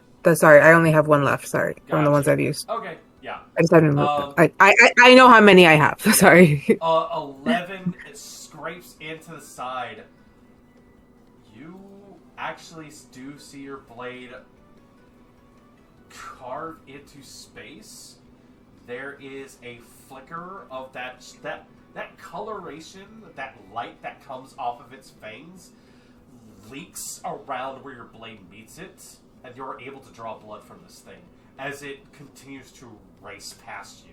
You are able to do some damage to it, but you see that it is still it's still focused on your friend Puddle as it bounds forward and is going to go. It didn't like the fire. Puddle, I'm going to roll. It's not going to try to bite you just yet. Which is good for you. Okay. Because the bite is the worst thing. It is demoralized. Disadvantage 1. I believe, what is your guard with everything that's going on right now? 17. 17. It is going to hit you with a 23. Yeah, I'll take that. Yeah. With a Every day. 23, you take your, I believe, 6 points of damage at that point. It is not enough to cause any further banes or anything else along those lines, but it seems like you feel your chomper friend just show up, and you're like, oh, right, this thing. And it just rears back and snarls in your face as it looks like it is trying to just maintain its sort of predator status. Sherry, that is going to bring us to you in this moment.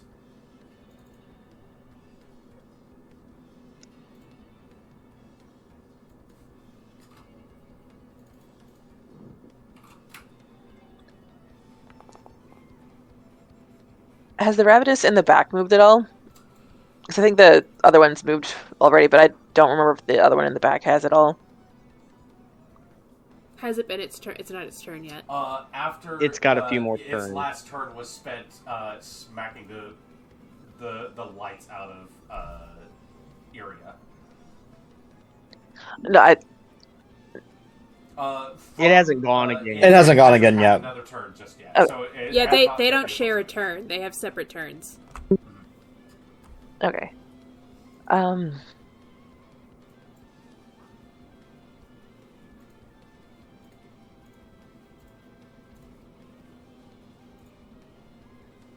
Because I see what Puddle's doing, but I also don't like the fact that Iria's down either, so it's like...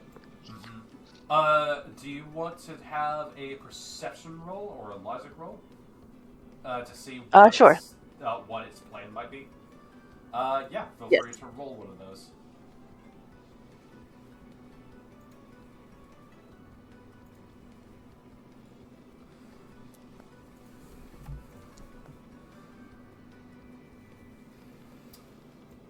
From your vantage point, you do see that the creature, upon hearing the other one get injured, has turned in its ally's direction. Whether that means it's going to deviate from its course or not, I couldn't give you the straight answer for that.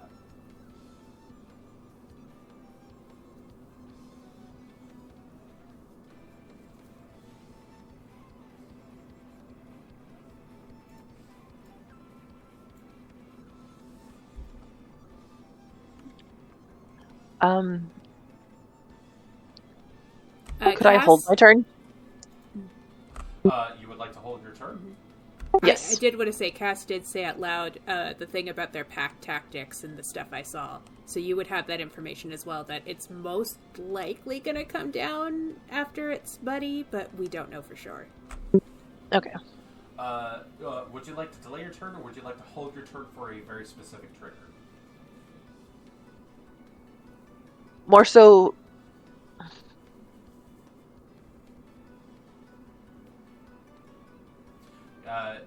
The specific trigger is if you're hoping for something very specific to happen and you would like to take your turn to interrupt whatever's going on in order to carry out a plan. If you want to delay your turn, you can just take your turn after someone else lower than you in initiative.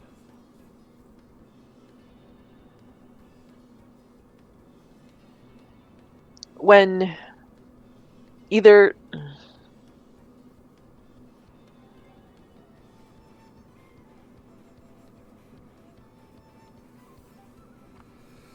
I'll just say hold for now, because I don't know.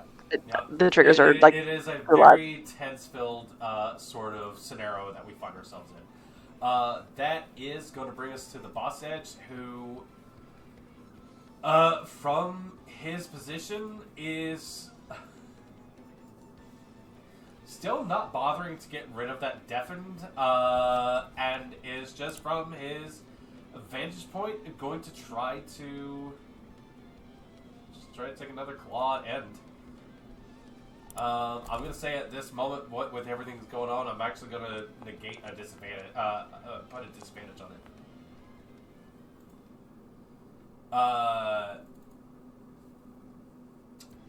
And that is a 49 incoming your way. The D20 exploded.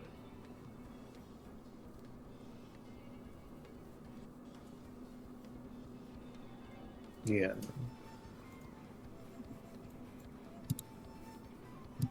That would be 49, 19. So if I try to defend, it will mess me up. But So we're looking at 19. Yeah, if this thing full contacts with you, it is going to knock you out.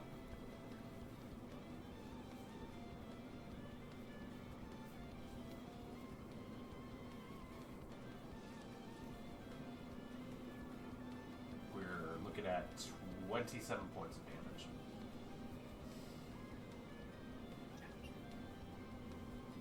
Seven. I just all I can do is just try to defend it. Okay. I will go ahead and remind you, I believe you're still wielding your shield. Yeah, Your shield, no, I know that was. Yeah, your shield does give you Yes. advantage 1 on defend rolls if you're using agility or might. I believe so. Shield is only might. Got it. Yeah, I just looked up the options. But I still have legend points, so I'll put Okay. 2 into it. Got it. We'll add 2 to the Damage 2 result. plus 2.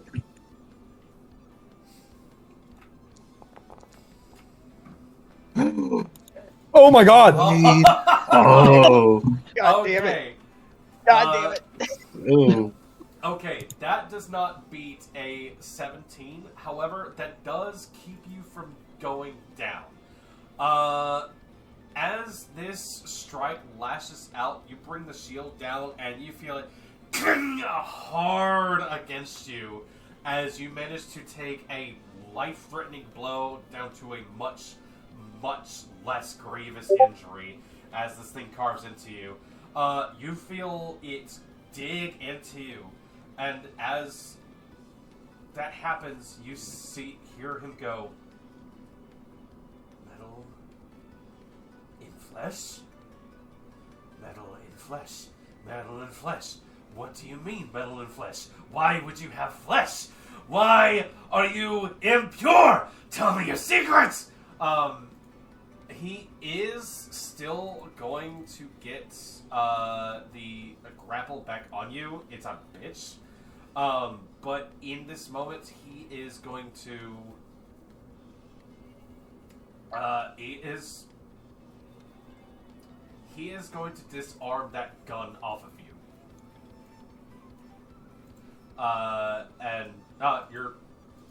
You're at that point, and in that moment, you see like the pincer come in, swipe very quickly. The gun goes flying from your hand at that moment. As he managed to get you within his pincers once again, not even bothering to stand up at this moment. You see just a strange fascination, even more so, bore into you at this moment. Does not bother to move from there. Anything else along those lines? Who is... I see a lot of folks on black spaces. Except for a couple of individuals. Puddle.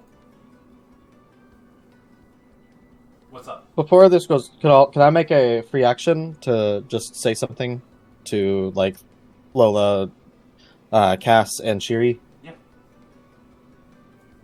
Since I'm in trance, if you're okay with it, can my voice be like 3-toned and have one in common, one in Aquian, and one in Infernal without me even knowing fully that I'm speaking in Infernal?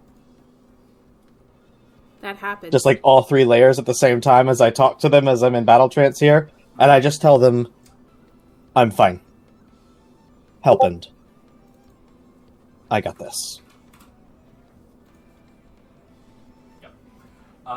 Yeah, absolutely. That would have been taken down to 15 damage, and I have applied it to you.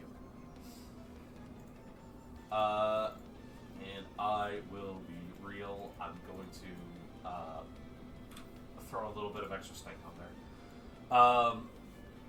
You say those words, you turn back, this monster of horror roars in your face. You see behind all these pylons light up with electricity and begin to fire every which way. The pylon that was knocked over by Josie aims in your direction, and as it does so, you hear her scream, "Brace." I would like you to roll energy. And Still bolstered. You are still bolstered, and this time I'm not giving you a choice on the targets. Awesome. I'm gonna pump 3 legend points into this. You got it. We've been saving it for this. So one. advantage 4 Advantage +1. +1. How many legend points were you putting in? 3. So not a +1. That's a 30. So yeah, it's a +3. That's a 30. That's a 30. That's a 30.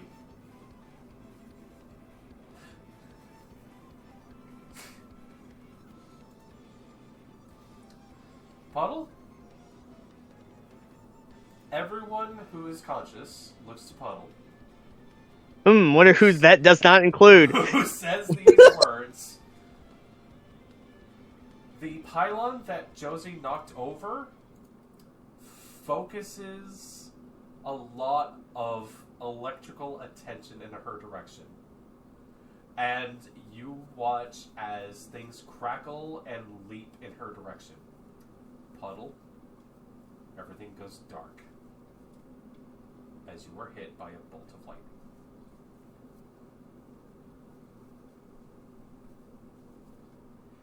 In the darkness, in a moment between breaths, you feel something course through your body that you have maybe run from in the past. Water and lightning mix a little too well. In this moment, you feel something surge, and from far away, you hear, "I'm sorry.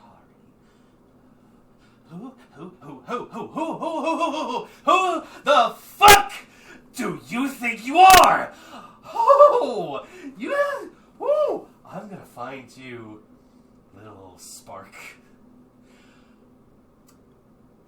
All light and vision returns to you as arcs of electricity, Tesla style, begin flickering along Puddle's arms. Along her head, it is shooting out of her eye sockets in a moment that she has grasped an element she has no fucking right to have. And yet, for some reason, she is willing it through her body. You take no damage from that lightning bolt, and I'm gonna say right here and now, because you rolled a 30, this this thing in front of you takes the full blast as it lunges in to take another bite out of you, and vaporizes. As it lunges, and the electricity's arcing, and its mouth opens. The hand, not even the brush, just the hand, goes out and just blasts. It launches into this creature. It takes a significant chunk of damage. The air fills with the smell of ozone as you land another bracing, horrific attack against this thing. It stumbles backwards from this strike.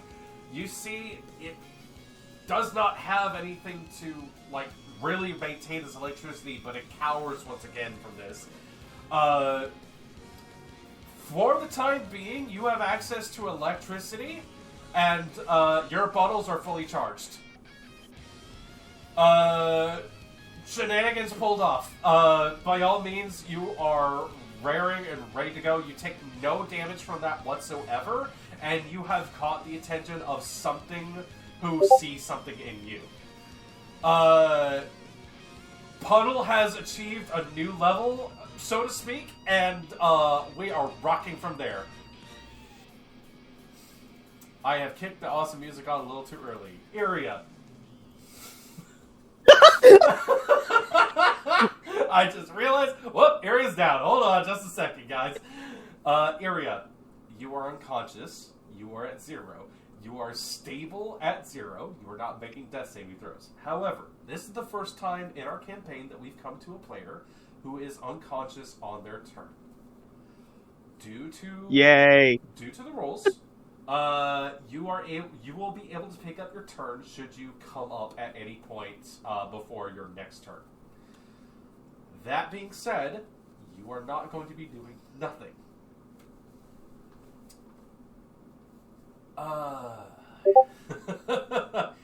You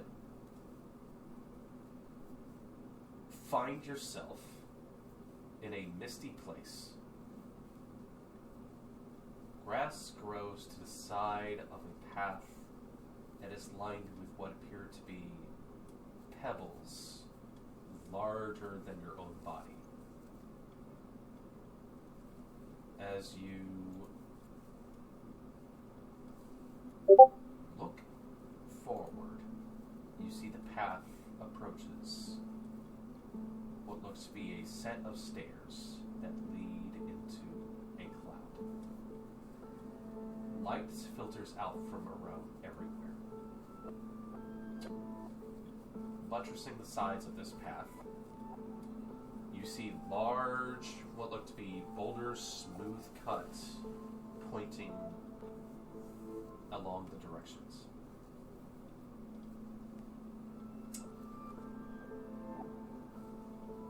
I'm going to ask you, because it is on your turn, and this is a mechanic that I am putting in, so that there is a chance something might happen here. Please roll a d20. If you roll a natural 20, I will let you come back right here and now. With 1 hit point. Question is, would this be a fortitude roll? This is, I believe you are attempting to do a resilient thing. This is not a fortitude. Okay. This is just a straight d20 roll. You may use a legend point if you'd like to. I don't have any. Okay. Then it's just going to be a straight d20. This does not preclude you from getting your turn back should it come later. Oh. And you don't appear to be in immediate danger of dying.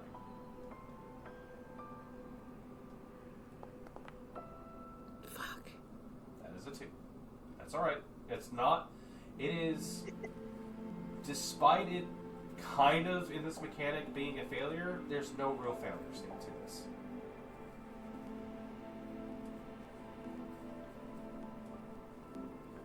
I'll start walking towards the steps. Of course you would. Someone is calling. Your turn is on hold.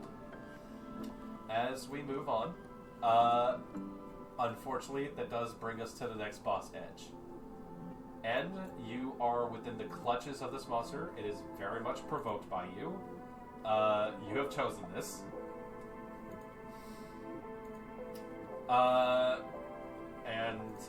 I'm gonna be real with you. It is looking a little bad. It is going to spend its boss action to go ahead and do a resist because it is at this point realizing I haven't heard anything in the past bit of while. Has resilient. It is also going to, in the same process, just freely stand up. And it wastes another resist roll by getting an 8 on the highest one. It is still deafened. It has no idea what's happening. Isn't that the third time? That is the second time attempting to resist deafened. I thought it was keeping the track. first. Wow, dude. 4 d20s and not a 10. The Ravenous behind is going to, upon seeing all the damage that's taking place, is going to roll something. And it needs to roll high. It did not. However, that being said, seeing its partner in trouble, it is going to jump down, with that taking a small amount of damage. It does not have breakfall. Okay, never mind. It does not take a small amount. It does not take a small amount of damage. As it goes to jump down, and apparently the electricity that still crackles on the wheel right above it surges outwards and manages to catch it in the side. It takes... On a D4, it takes 10 points of damage, and basically continues to move its way forward. It's only able to get there at that point because it has to spend some of its action actually getting back up. Castria, that does bring us to you. Fuck me is their choices here. Yeah.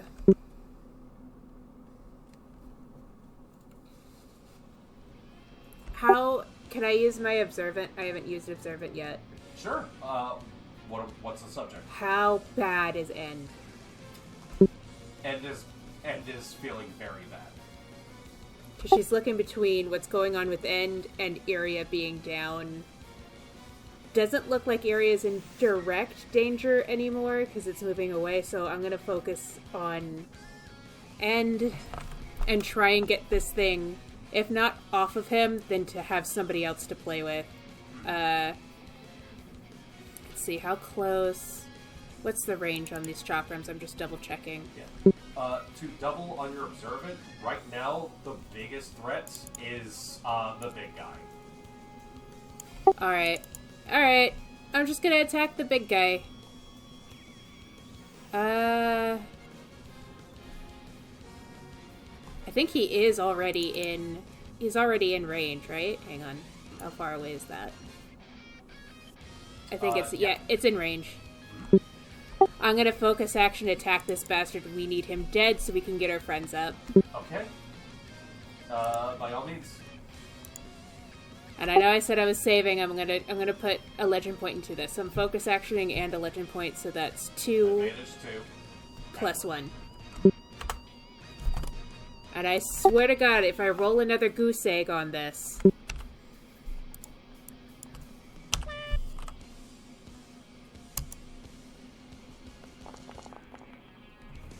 Well, that's a natural 19 on the die with a 28.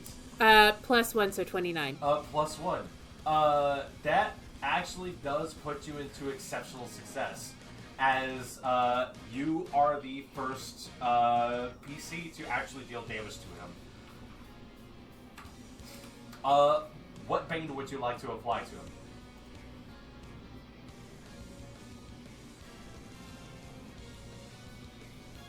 With agility, I still have, Or? You have prescience. I do have prescience. He is focusing on some boons. I'm taking those away. At least one. I can take at least one away, right? Can I take away the grapple? You cannot take away the Okay. grapple. That is something else that's going on. But I will say you will be able to take away his regeneration. Oh, yeah, no, that shit's gone. Yeah. You get a good sense of what is happening. Figure out a good vital point. You see something on the underbelly. Throw the chakram. It manages to slice forward, cut right underneath the panel, sever something very vital to it. And you see this machine suddenly starts to show the damage that it has been taking during this whole time. Is there, like, oil or something liquid leaking out of it? There is what looks to be like sand pouring out at this moment. Look, he bleeds. It can die. And that will end my turn because I focused action that. Got it. It turns its attention back in your direction, still having ended its grasp, but it definitely just looks back and goes, "Oh, you should not have done that." Castria, that's going to end your turn there. You have focused on that. You have no boons. Puddle, that brings us to you. That thing in front of you is still alive, but it is smoking. I will be real with Okay. you. I have a question. What's up? When the lightning went off on everybody, technically the big guy was also in a white square. Did he get hit by any lightning? He does not seem to be hit by lightning. Okay. So it's not that he was hit by lightning and it didn't affect him. Lightning could still... Roll perception for me.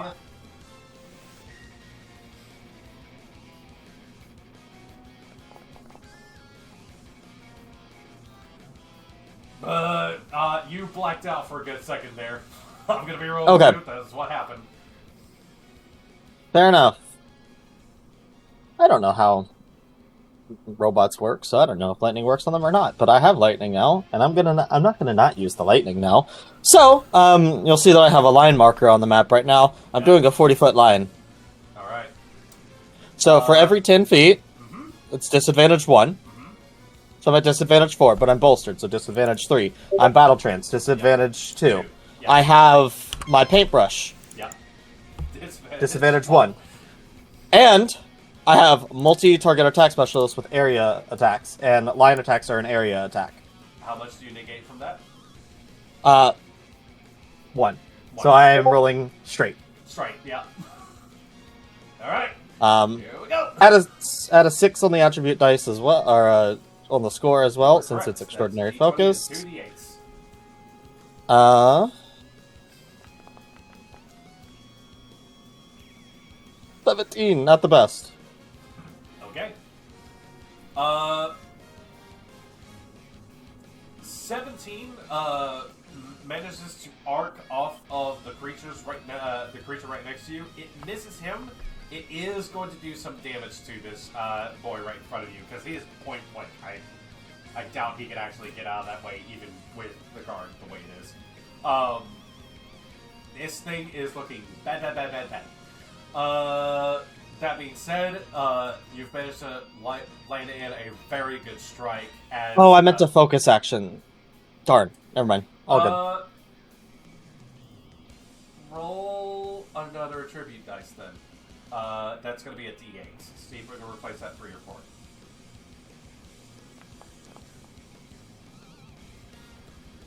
Seven. So that would take it to 21. I'm going to go ahead and let you know that's essentially the same results right there. Okay, so it doesn't kill the guy in front of me, No, even with the extra damage. Yeah. Okay. Then I still have movement, and I still have a minor action.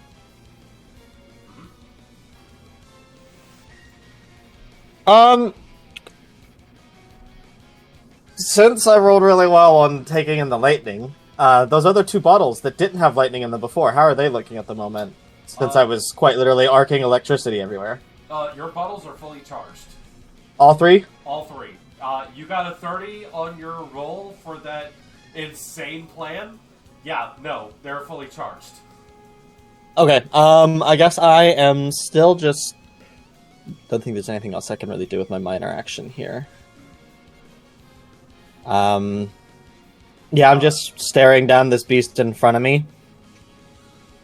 Yes, if you were focusing, then you're not sustaining wounds or anything else along those lines. I don't think I have anything going anyways, because the bolster's from Josie. Yeah, you're correct. Alrighty. That being said, that is going to be the end of your turn. That does bring us to end. Lola, you're up next. And you are in dire straits. I'm going to be real with you. Yeah. Regeneration. Roll that regeneration. X. Ooh. Well, that's better than nothing. Yeah. Everyone counts. And then potions are also minor. Potions are a minor action, yes. Alright, I'll heal myself then with the last potion I have. Got it. Moderation. Moderation. 2d6. Got it. Oh. Oh! shit! Damn! Yes! That brings me to 4. And I'm gonna be real with you. With you being so damaged, there's something in you. That bit inside of you was exposed, much like the chomper did earlier. Fuck, I called him chomper.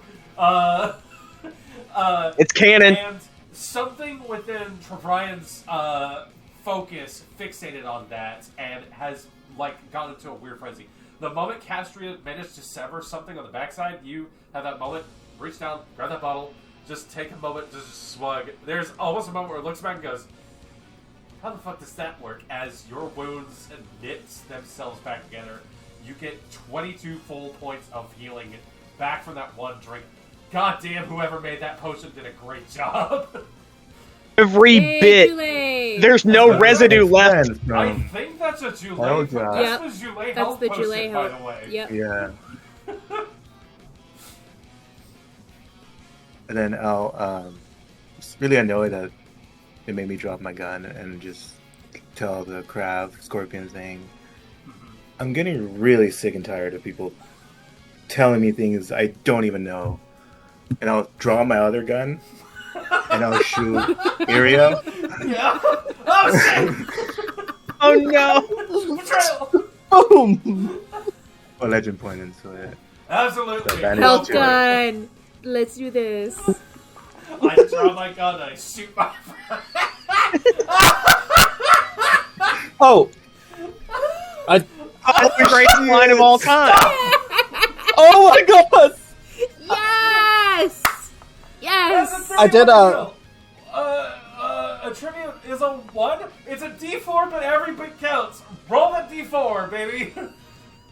Explode. You know Explode. what? With a 31, roll 2D4, take the higher one on this first one.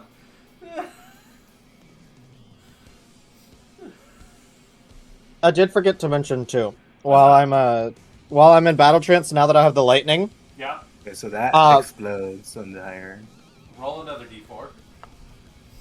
the water on me is like rapidly cooling, so it's almost like an icy snow kind of hail around me, while the fire's melting it at the bottom. Oh shit! Holy fuck!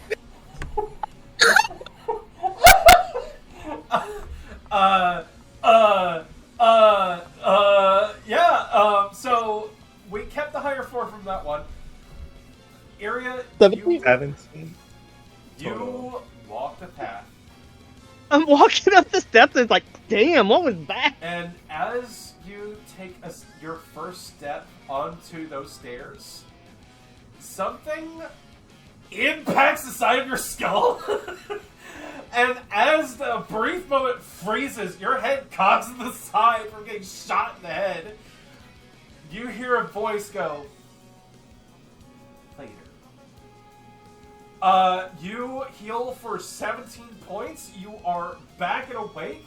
As we stated, you will take the turn immediately upon you gaining consciousness. Let me ask you this: since I died, all lethal damage went away, right? No, fuck you. You didn't. Well, I didn't know. Okay, I didn't. So it just cures me to the What's with max. your guys' fascination of hitting 0? I have died. You'll die when Ariel- I say you've died. Ariel wakes up now, sees Puddle with like icy snow hail and lightning crackling and fire melting the snow at her Oh feet. my god. Castria's bleeding again.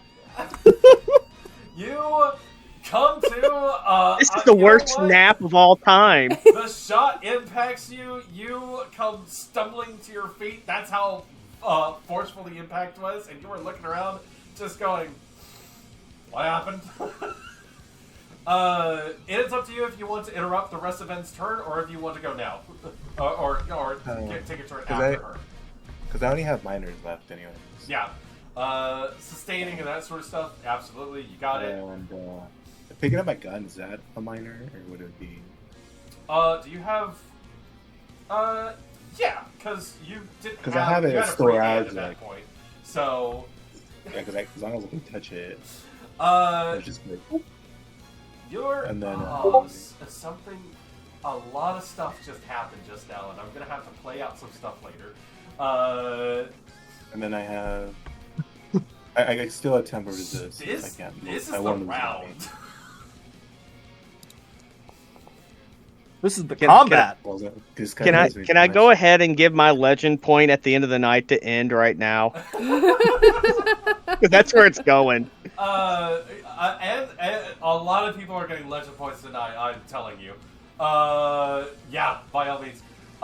And this guy, like a fucking dog with a bone, is just being the biggest asshole. It's like, I don't know what your problem is. He goes, you didn't experience on the lore? You're by the way, you're perfectly fine to be pissed off at this guy. There was none. You're fine. At the end of your turn, that is going to bring us to Lola. Buddy is up next.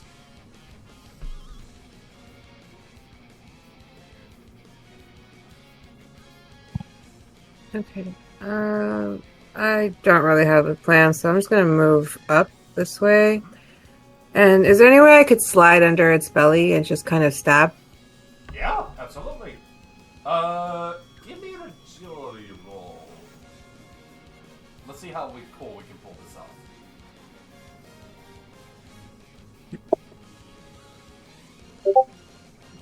He Thank you. did stand up, as I stated. Even with a 9, this is a huge creature. If you want to slide under it, by all means. That actually takes you out of range of a lot of his weird attack stuff. Yeah, no. You managed to slide right under. You avoid the legs, everything else along those lines. You are technically in like almost full cover from this thing, unless it decides to lay down. By all means, please swing away.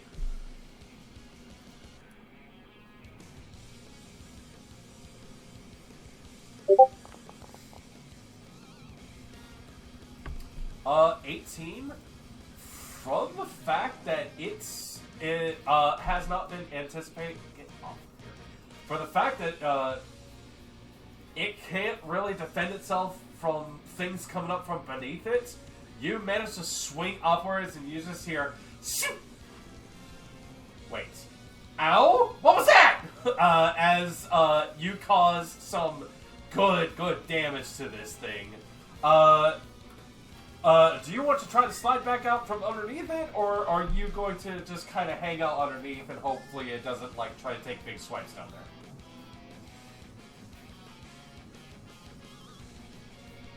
I'll stay. Alright. You managed to duck underneath it, just jabbing upwards as this thing tries to figure out where this damage is coming from. It still can't hear what's going on, so it's just like, what's happening? What's happening? That is going to bring us to Buddy. Don't forget Iria's turn. And Area, yes, and sorry. Suri hasn't taken Siri also her has turn. her turn, whenever she'd like to take it. So I'll ask you if you guys want to take those. I'll go dead last. Just leave this guy in the back that's on me for me. I want to fuck this guy up. Leave this guy back here to me. Okay, all right.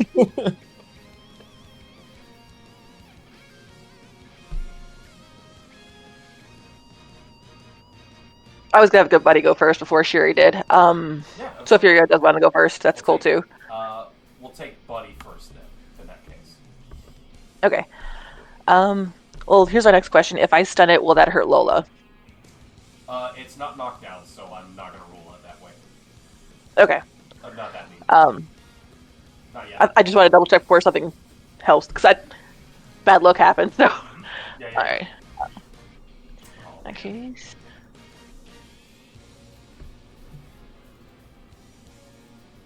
so right. Actually,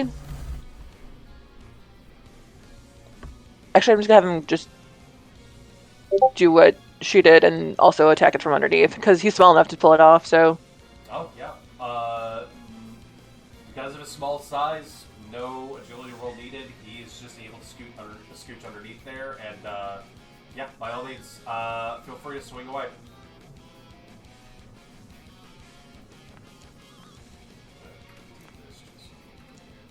Know where you guys are. Oh. Oh, okay. shit. Okay. Oh, Okay. Okay. Oh shit! Oh my god! Oh my!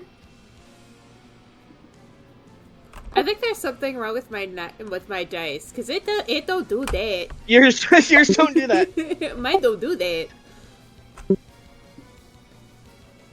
Buddy just nut shots this thing, right? Mm-hmm. So that 6 exploded 5 times. With a 51 that comes in, and not the wherewithal to know how to defend against this thing, I have to do math.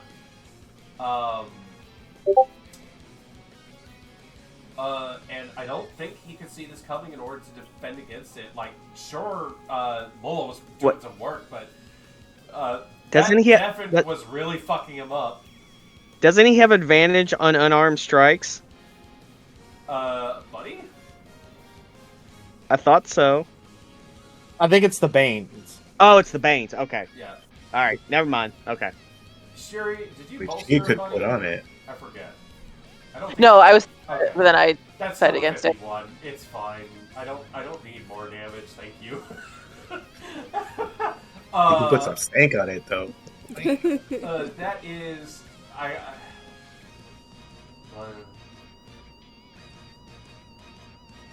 that is quite seriously 32 points of damage. No, 33 points of damage. It has to be dead. Buddy gets to apply whatever bane he likes. That is an exceptional. That is a way more than exceptional success. What are we thinking, Siri? How is it still standing? He'll stun it. I don't recommend knockdown. I will say that as Stunned your is Oh, good. yeah, please don't. Stunned can be good. Yeah, stun. Okay. So, looking over the list I have for him, due to the nature that he is unfortunately immune to stuns. That being said, he's still taking 33 points of damage. Would you like to try for a different one? Hello? What was that? Flow? Flow. Slowed. Slowed. Slowed. You got it. Sorry, my brain not working. Slowed? I believe that can be applied with might. It absolutely can. Buddy rushes forward, seeing what Lola's doing, and pulls his skull off, dribbles it, and hurls it, and fucking just ricochets it off of every single knee joint that this thing has. Before it slaps back onto his body, it spins around like 3 times. Lola, you're the only one who sees this. As it looks back up at you, it just gives you a little thumbs up. It's slowed. Not immune to that. It has been, with these recent actions, it has been severely damaged. It is not regenerating. It is in a bad shape. My apologies. After his turn, Iria and Shiri, you guys get yours. Sure, you go first. Okay. Since the Ravenous is keeping an eye on Puddle, would I be able to go next to it or no, without causing an opportunity attack? If you move into its space, there is no opportunity attack. Okay. If you leave its threat space, then yes. Okay. There's a fair chance. Oh, it's not letting me move. It's the little black square because it's... Oh, it is technically not your turn. Where are you going? Right here? Yeah. Okay, you got it. And... Get all up in this thing's space. What are you thinking? What are you thinking? What are you thinking? You guys need to stop. I'm gonna try my bangle. Okay. Yeah. Hold on just a second.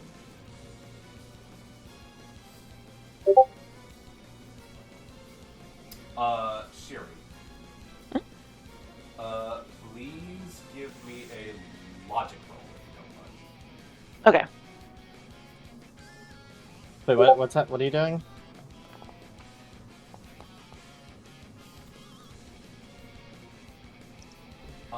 You raise your hand, your bangle shifts and begins to corrode as you reach your hand out for this thing. There is no effect. These things are immune to necrotic damage.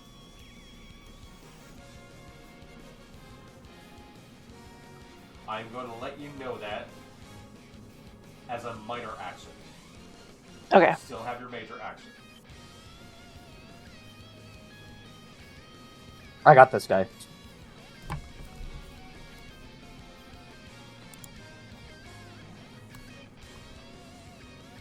Can I move the bangle towards the scorpion? How far are you? Oh dear. Just a second, hold on.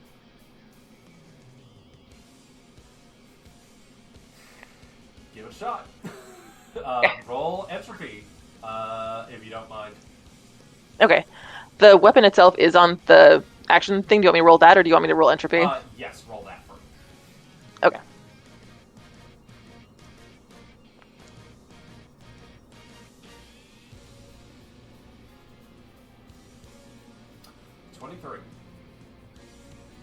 I can't see the numbers. You go out, and that's versus his toughness. You, yes.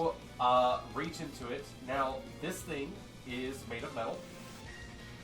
It is a construct. But there's still some semblance of something inside. Shuri, there's no body that you can realistically interact with using your entropy. But you reach something in there. There's something rattling around in this metal. And you are able to pluck at that, and you watch as the body begins to shiver as you hear, "Ooh, whoa, what was that?" As you manage to tug on something, and despite its frame, do cause damage to this thing. It is not immune to necrotic damage. Okay. In that case, you've also... Do you wish to use a special feature for it?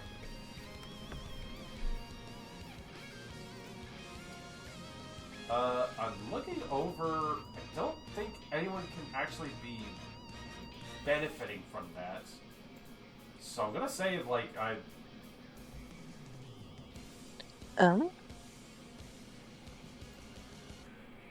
No. Within 15 feet of the initial target. There is not a acceptable target for that. So I can't have you use your special in that.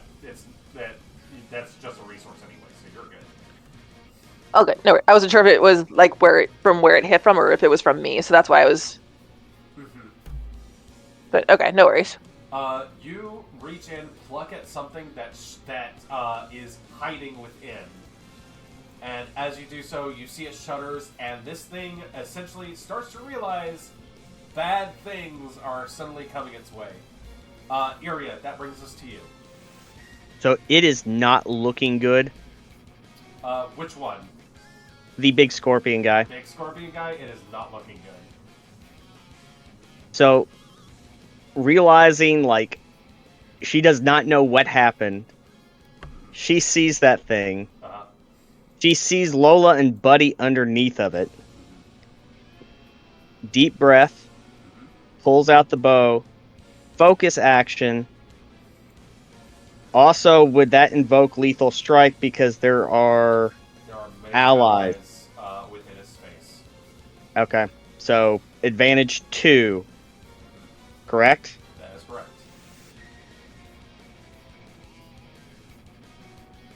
How did it do that once? Longbow. Advantage 2. Depending on how this roll goes, you release this shot. It manages to ping off of its hide as it is turning it and flailing it in many different directions. Unfortunately, it is not able to cause a killing blow in any regard. But it is very much harried in this space. As a focus action, that's the end of your turn. Yep. Yeah, because there's nothing minor I can do. Yeah. That brings us to Trollbrand's turn, who look around, and you have fully regenerated in front of his face. There are people punching and stabbing from underneath it. It has taken many, many blows to itself. He is going to spend a move action in order to try to resist this stuff. Since the slowed was such an exceptional success, I'm only rolling once. That does wear away. It does have to spend its movement in order to do so. In addition to that, it is going to try one more time to get the deafened off. I swear to God, if it's 6d20, the higher one's a 17. The deafened does wear off at this moment, and he begins to hear the clanging, stabbing, slashing sounds from underneath as he finally realizes where a lot of the systems failing are going on his body. As it just goes, what? What the hell is happening? Unfortunately, he has to pick his targets. And, seeing as you are still in his grasp, he's still provoked by you. Unless he resists this right here and now. I'm gonna say he only gets one shot at this. It's a 5. You are still within his grasp. He is going to try to just squeeze and see if he can crush.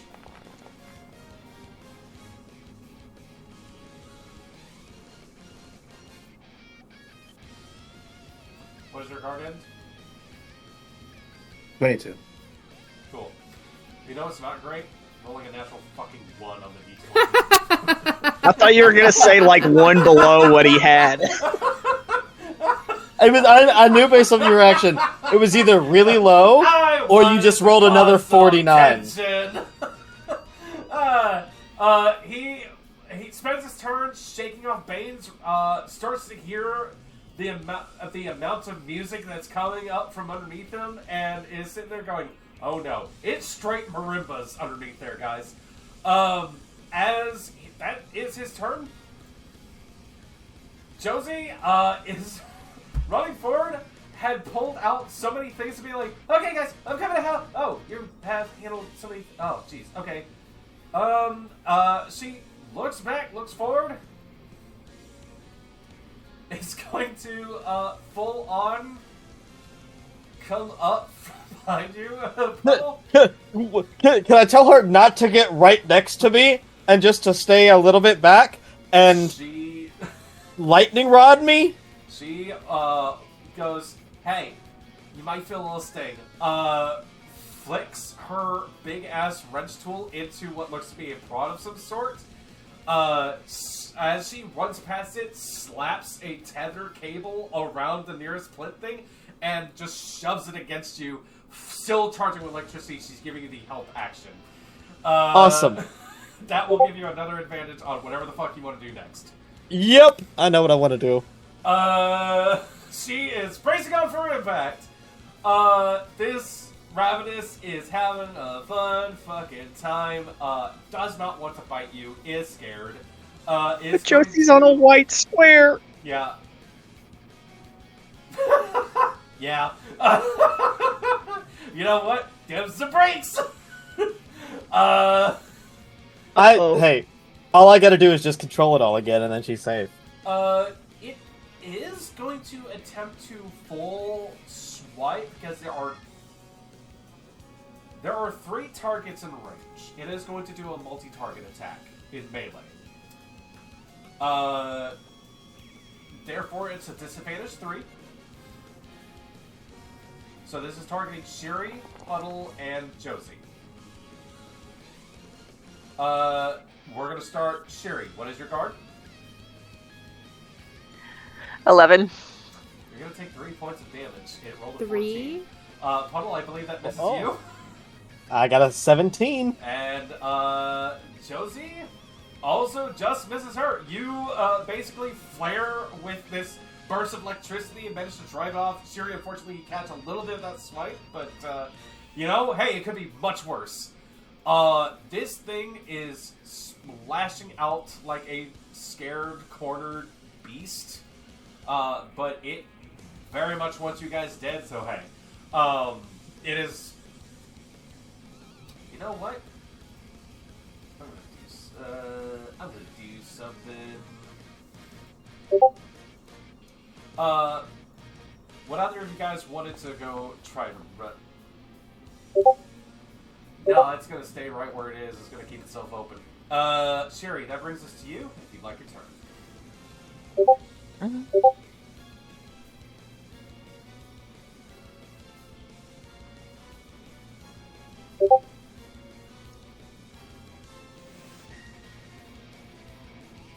Shuri's going to move. Yeah, there.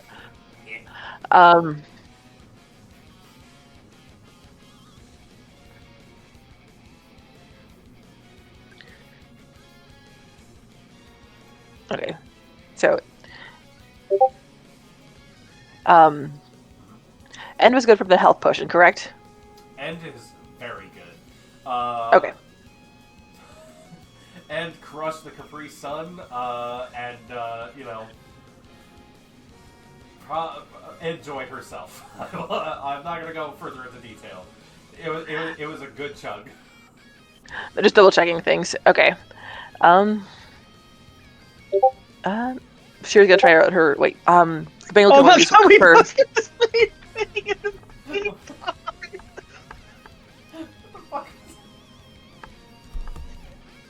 Wow, you guys. For the folks at home. Great minds think alike. Sorry, double Popeye.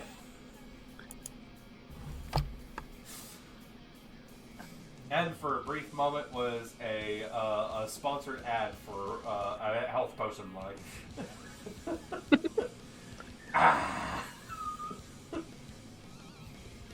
Sorry, Siri. Oh, good, no worries. She's just gonna go ahead and use her bangle again. You got it. This thing is panicking. It is not looking great. It is very close to death. One way or another. A 22 definitely lunges into it again. Siri, as you reach in, again, this thing bragged. There is no flesh to it. That's true. There is something else that is piloting this thing.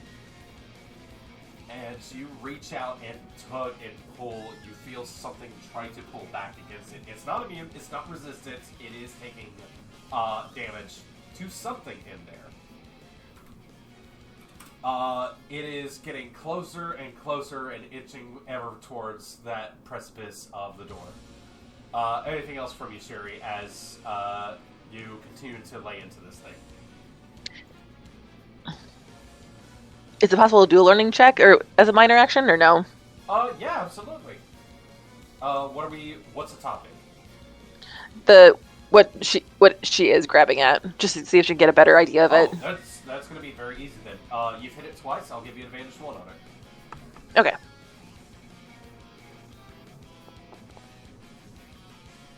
18.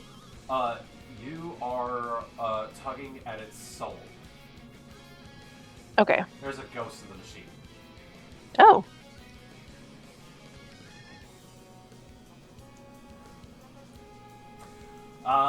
That being said, yeah. That is not just pure machinery. That is an actual soul that is bonded to this construct. Gotcha. Okay. Yep. That being said, at the end of your turn, Boss Edge, do you really want to do the stupid thing? Yeah, I kind of want to do the stupid thing.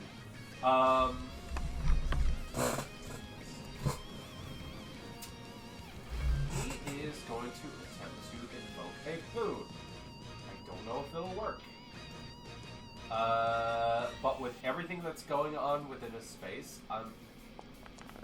I wonder if he'll be at you. What happened? A 7 happened. Oh no! A 7 happened on an attempt to teleport. Oh, it teleports. It tried to. No, it didn't teleport. Yeah. Got stuck in the ground. Yeah, so it attempts to shift some energies and stuff. Nothing happens. It goes, it's going to, it is going to do a multi-target attack, but it's not going to use its claws or anything else along those lines, so this is going to be with some disadvantage. We're going to roll flat, because this is not one of his usual things. And you're not the target of this. Because it is going to try to stomp on Lola and Buddy. Bro. That's a 4. Ah! It brings its spindly fucking erected legs around and, Lola, you've done this dance before.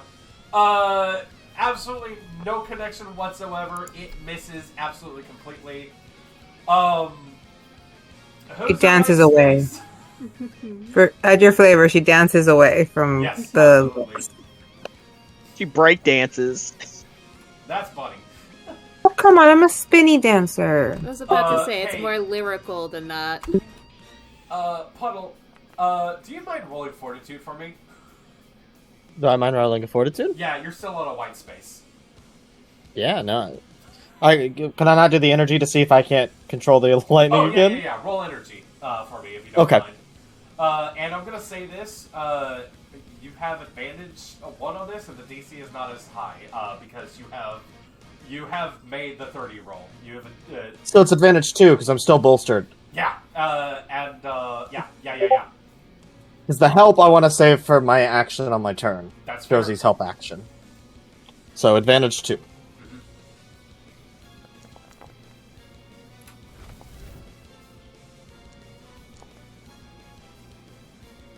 That's a 23. Yeah, you, because of everything that's going on with you this moment, you don't take any damage from it whatsoever. Now, Josie does not have an energy stat, so she's rolling Fortitude. I was going to say, could I, with my 23, instead of Josie taking damage from it, could I essentially attract the lightning that would have hit her and take the damage instead for her? And, like, lightning rod myself? I would like you to roll, because this is happening very fast. Lightning does that. Roll agility if you don't mind. We'll see if you can catch it. It's 15. You are going to take some of the damage that she's going to take. Okay. I just want to make it I got some help to spare at the moment. As she is going to roll Fortitude with this, and I'm going to say with your attempt to help her out with this. Cool. She is rolling fortitude. She's going to take less damage.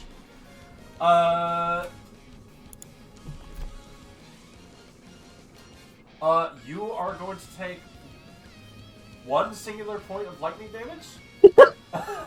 And right I am. as this, she puts her faith in you, and you look back as you see another bolt of lightning hits you. There's a momentary darkness, and another, and you come back, and you just look down at Josie, who just, ha! Okay, that's weird. I thought that would hurt less. Keep going.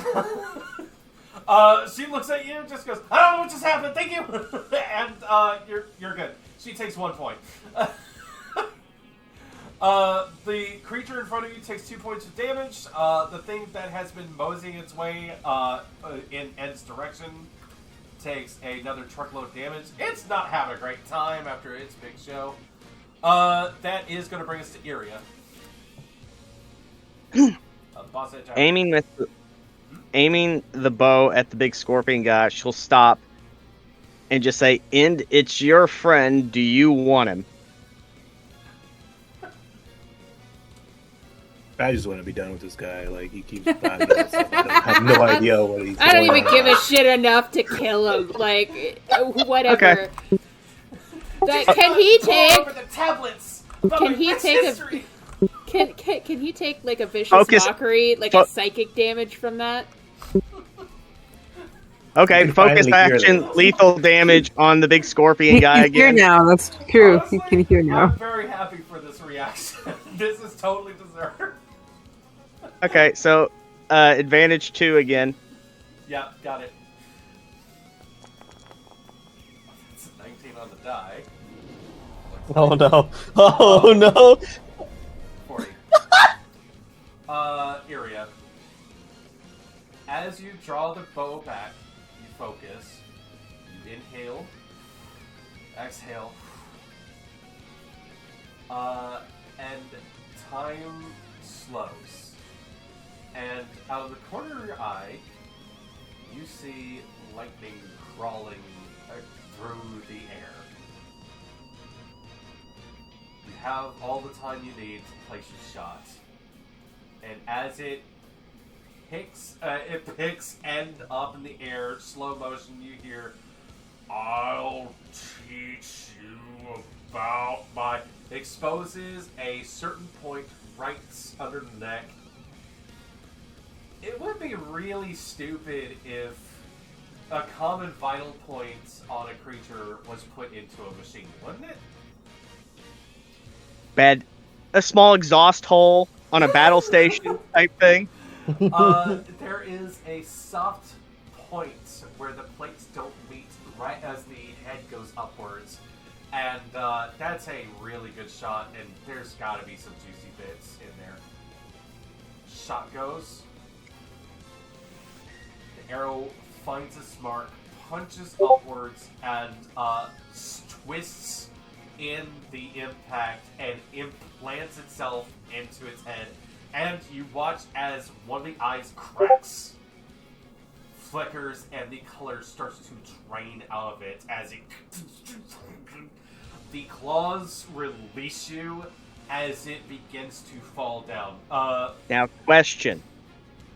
With combat follow-through and whatnot, Give me a second! and I use the movement to teleport Buddy and Lola away if I do a roll.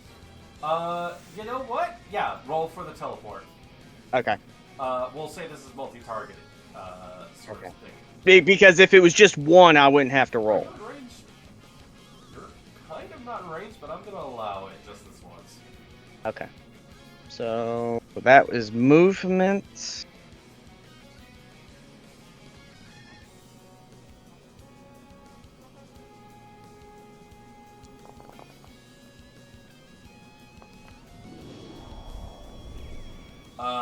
Basically, it's just enough to get them out of the way. I will say with a 14, you are able to just skirt them out of the way of any potential damage that was about to come crashing down on them. Lola, you are suddenly just kind of Is there a way that they underneath can it. move to black squares? Yeah, yes. You know what? Yes, that's perfectly fine. I'm not going to be that mean.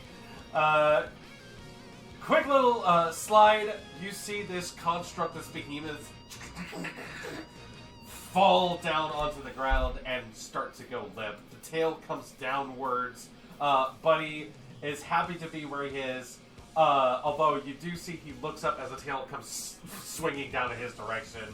The eye sockets on his head leap off as he just quickly jumps out of the side. He's fine. Then, notching the next arrow, I turn and look at the last chomper and say, I didn't forget about you, and attacking him. Go for it. Does he know I'm behind him?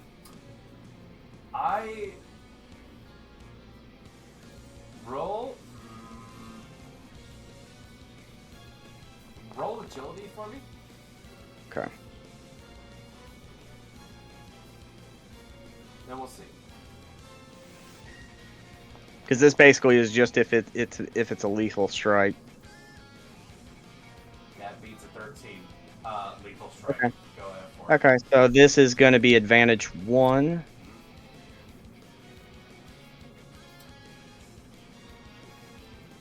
Focus does not carry over to this. Yeah. Unfortunately, Yeah. I can't be. Yeah. No, that's fine. This. 15. Unfortunately, it looks like it impacts to the side, and then the arrow just kind of Okay. Down to the side. It should have hit. Okay. Then last minor action, stow the bow, pull out the sword, and then I'm done. Okay. Because I've got quick draw. Or fast draw or whatever. Got it. And I'm done. That is going to move us on. That no longer exists. We are going to remove that. The boss is down. That brings us to Ravenous, who has felt the impact of an arrow from behind. Looks around.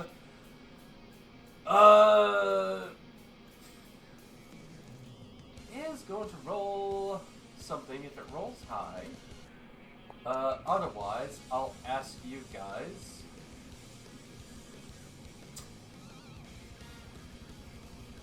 It sticks in one space and looks between you and is going to hold its action. It's going to hold its turn. That being said, that brings us to Castria. I don't know if I like it holding its turn. That's weird. Oh well, plan's still the same. I can't have it go attack Yuria again. I just can't. I'm gonna move my 35 feet. I think I can get about or 30 feet. I can get about there. Still in a black square. And I'm gonna target that guy. Alright. And by all means.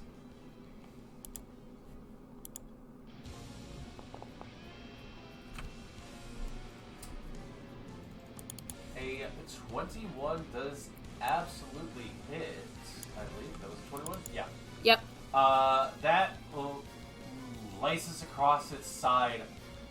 There is a flash of something, and you feel yourself correct just a tiny bit in that throw, and you just managed to hit it with that.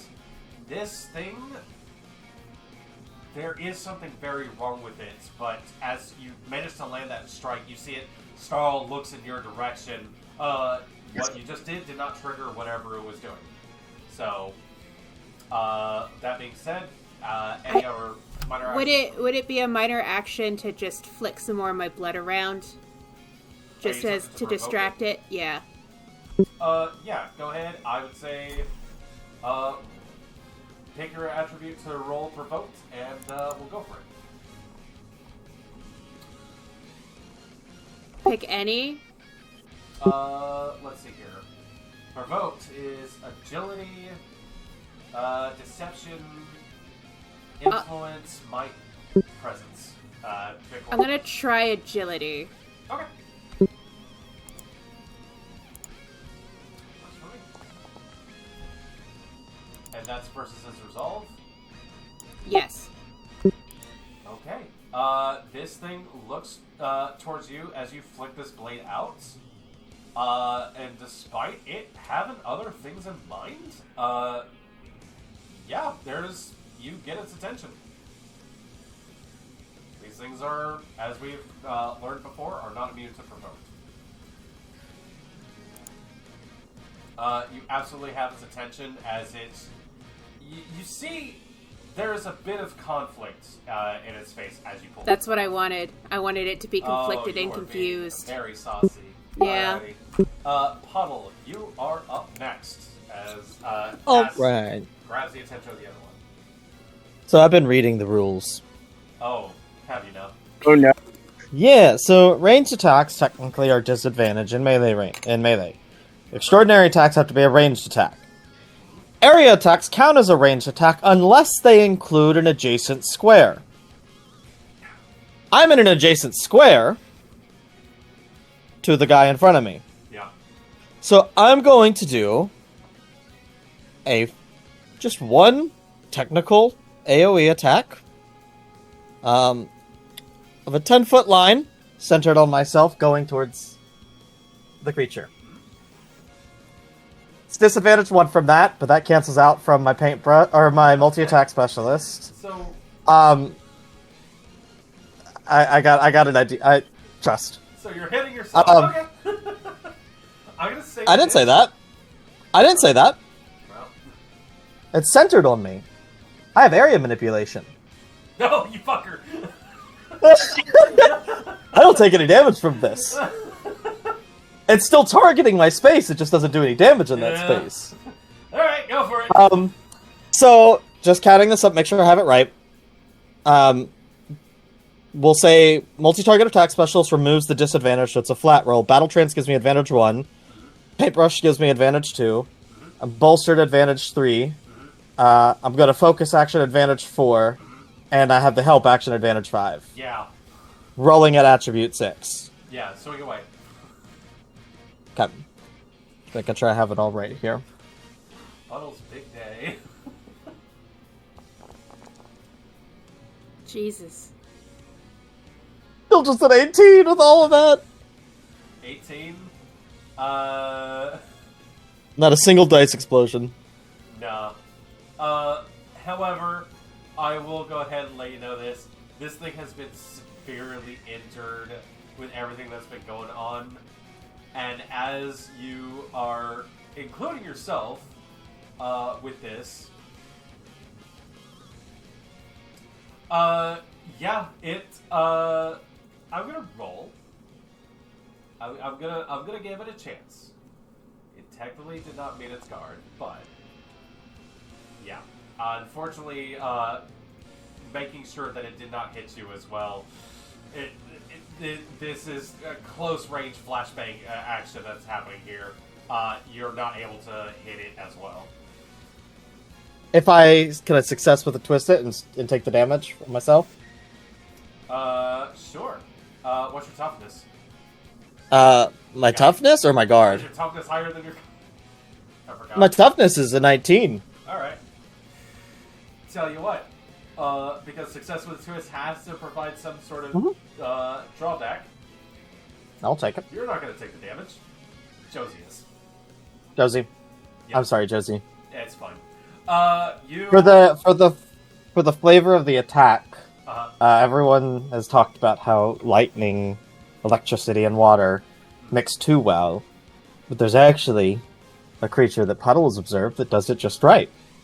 As she paints, a thin blue creature sinks into the ground, sprouts out from behind her, flies through basically her chest, and an electric eel flies straight into the creature in front of me.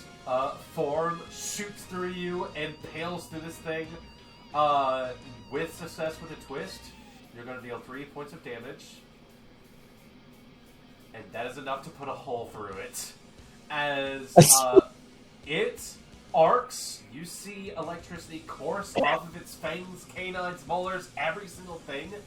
As it swiftly and slowly, its form unravels there is no body to consider after the thing. It is as if this thing has been an illusion this whole time, and it just fucking undoes. A ravenous is I'll turn around and just kneel down and... I'm sorry, Josie. Are you alright? Your attack is going to be versus her toughness. Her toughness, she's a small gal. She has an 11 for her toughness. But she looks up at you and goes, wow, things are a little tangy. That feels like that would have hurt more. And she just looks at you and is like, you okay? I'm electric. Yeah, I think I am too right now. Yeah, I don't think I need I think I need a drink or something. It would be nice if we'd be able to kind of de-stress after this whole thing is done. You get the big thing. Nice. Just sit down for now. Josie. Yeah, high five. We'll take it from here. And I high five, but it's like I grab the hand and I like force her to sit. There is an arc of electricity between your hands as that takes place. As she goes, whoa, okay, yeah, no, okay. Hey, there's still one alive over there. Let's just fucking, whoa. Get off the white tile, actually. Get off the white tile. What? And that comes to you. Oh, right, I see when it's still in rapids. There's a point in regeneration since I'm already maxed. So I don't need to trigger that.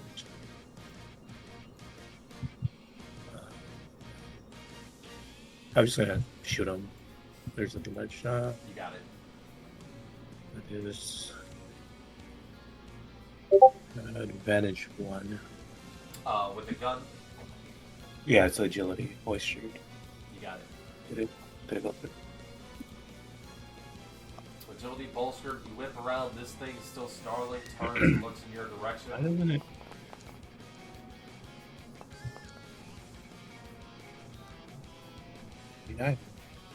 29. You see the round impact into its side quickly dissolve as it it recoils from that strike and is going to do its held turn action thing. You deal some damage to it. The trigger was anticipating either you or Iria would attack it. And depending on how that would go, it takes its turn and dives into the ground.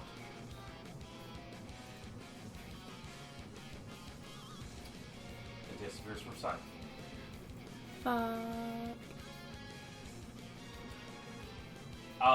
It has been severely injured as it leaps downwards. Iria, you, with your blind sight, see it disappear into the ground and begins to run. Things settle as you hear the voice from earlier go, "That was quite the shocking revelation! I can't believe it! The Metal Mage Torbrian has been defeated! I think we have some new champ!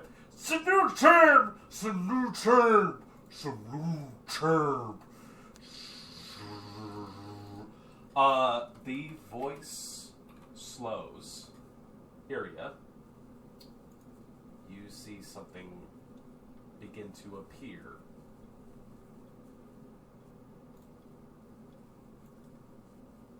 Within the space, appearing directly in the middle, encompassing everything nearby it with a sense of dread, the sense of fight or flight. Oh, fuck. Appearing as if it had always been there. Castria, you see it again. This entity appears within the space and regards all of you. Breath is caught within lungs as it looks towards each of you instantaneously. Eyes looking, changing colors as it regards each of you. Wisps of tendrils of something coming off of the back of its head. And interestingly enough, we actually have a tie for our highest rolls before all of this. Charles and Anna, both of you, from each of you, I would like a quality, please.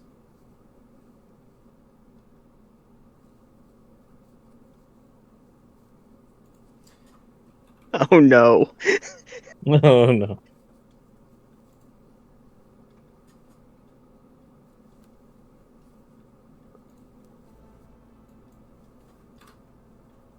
Equality in regards to...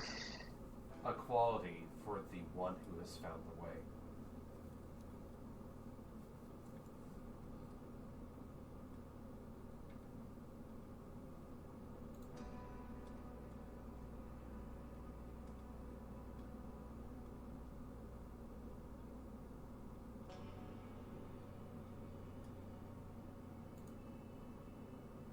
Compassionate?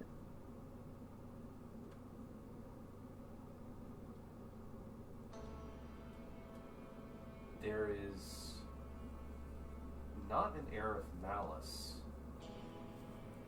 as this entity beholds each of you, despite the overwhelming sense of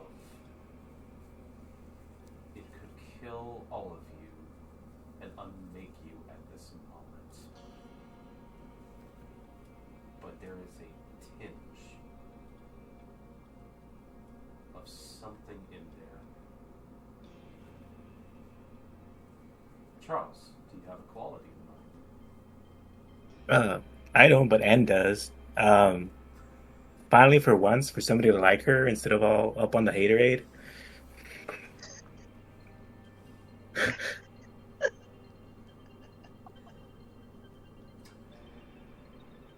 folks think you're so clever, don't you? That's coming from me, the DM. If you wanted as one word, amity would work. Enmity? Amity. Amity. Unfortunately, Friend? I don't know, that is a word I don't know the definition of. However, this thing, this entity, looks to each of you, eyes appearing along its frame, like supernovas vast off in the void of space itself. And asks a question.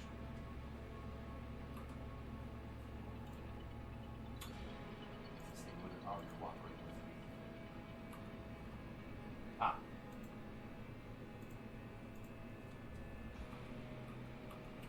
What are you?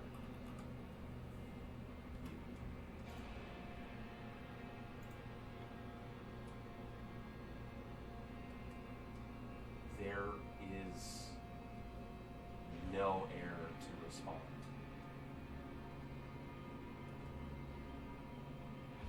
And yet, there is the haunting feeling that each of you knows this being. Mayhaps it does not bear malice, but you have something it wants.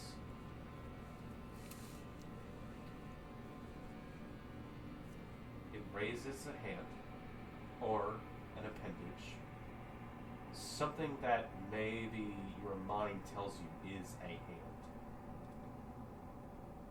and reaches. Light appears in space where it reaches. the eyes narrow, widen, contract, shift, boggle in different directions.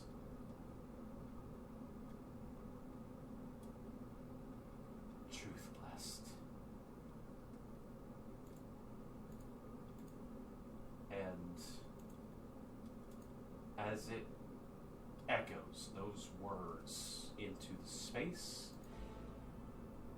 into your minds, in a way that you will not be able to forget, its form evaporates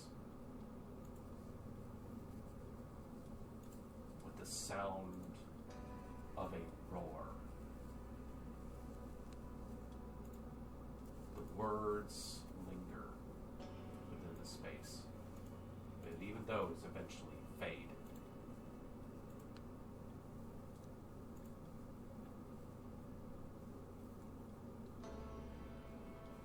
You feel yourselves, all of you, able to catch your breath as the presence, the feeling of suffocation from this thing appearing is suddenly gone. As you hear, make sure to check out the gift shop on the way out, as the doors to the chamber begin to slide open off towards the side. As the music tries desperately to get itself back to its usual chipper sort of moments. You are all, each of you, left here alone. The electricity fades from the wheel, and everything goes quiet.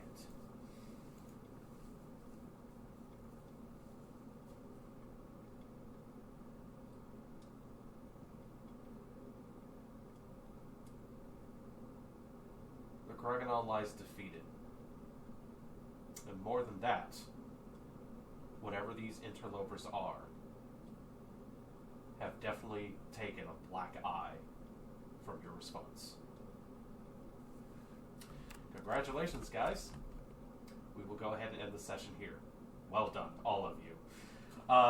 That has been some very tense and exciting combat, let me tell you. We killed a chomper.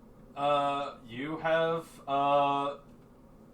X'd one of the chompers and had your first full face-to-face with the one who has found the way. And I'm going to be real, it's a very rare thing for there to be a tie on quality making. So, hey. We are going to pick up here next time. We will be, next session will be way more low-key, I will say that. Unless you guys decide to fuck around super hard. Puddle, you are still crackling with electricity, by the way. I was gonna ask. I had questions about that, but I'll save them for next session. There is something I want to do, very important, before the electricity fades away. Because I think you said this isn't. It's at least for now. Mm-hmm. I need to meet. The simple fact that you rolled a 30, that was a make or break roll. I'm going to be real with you, and there is some make from this. So. I didn't roll below a 23 when it came to manipulating the lightning, by the way. Yeah. That's insane. So, for some silliness, there was a moment when Cass was going to roll something, and she was very nervous, and I ran off real quick, and I grabbed this, and she rolled well. And then the rolls after that, that's when the explosion started. I'm not even fucking joking. Oh my God. Every single time you guys rolled, I knocked. No, and then I tested it. Every single time I knocked, you guys got the explosions, and then I would forget to knock because I'm all into what's happening, and then those wouldn't get explosions, but they still rolled well. It kept happening. I kept testing it. You just gotta do that. Well, that's because it was charged. It was charged with the cold moon. It's not the same thing. We gotta charge it and save it. That's the thing. We gotta. So I'm gonna send you more bottles. I am going to be real here. You guys handled yourselves spectacularly throughout this. I'm going to give 3 legend points to everybody for a stunning performance. It was a long combat. I cooked super hard. There were great swings in many different directions. A lot of you picked up things, and a lot of you reacted in ways that, you know what? Yeah, perfectly fine. What is the top we can have? It's only 10, right? There is a cap of 10. Okay, I have an extra one. Who wants it? Oh shit! What? How? Why? You've been. I have been saving. I've been saving my shit for the ritual. I see. Then you're loaded up. Yeah. I spent, I think, 6 during the session. I spent my 3. No, yeah, a lot of you guys spent incredibly, generously this one, and So I had been saving for 2 or 3 sessions for Area, this exact you take moment. my extra one since you spent your 3. I just gained 3, so I'll take it. We're not going to be immediately out of this room. Next time we come back to it, it is late, and I didn't want to get too far into going So it has to what's give us happening. a reward. That was a good point to leave. There's got to be loot in I here. was gonna make There a may be little joke at the end after the big deity went back into the ground. I was like, should we go check out the gift shop now? The way it disappeared was like it came apart like film in liquid. It just stopped Now, forcing that space to contain its visage. visually, am I the only one that saw it with blind sight? You saw it approach. Okay, The all moment right. it manifested, it Okay, everybody saw it. Okay. Very much so. The other one is severely injured, by the way, and the Ravenous going forward are going to be much more careful about you guys. The what? The Trumpers? Yeah, fuck you. Chompers. Here's the thing: you guys have made first contact with these things, and as much as I'm calling you Ravenous, we do. I think one of us got the information of the Ravenous at some point, but if we're all calling them Chompers, then they're Chompers. There's chompers. I think that's very fitting for what a lot of us would call them. See, you call them chompers, and instead of the big woolly things with teeth, I'm thinking about the thing in Mario, Piranha the plant. chain chomp. The chain chomp. By the way, It's, I want to it's get like my in legend Tremors point. where they just call them graboids. It's like that's the dumbest name ever.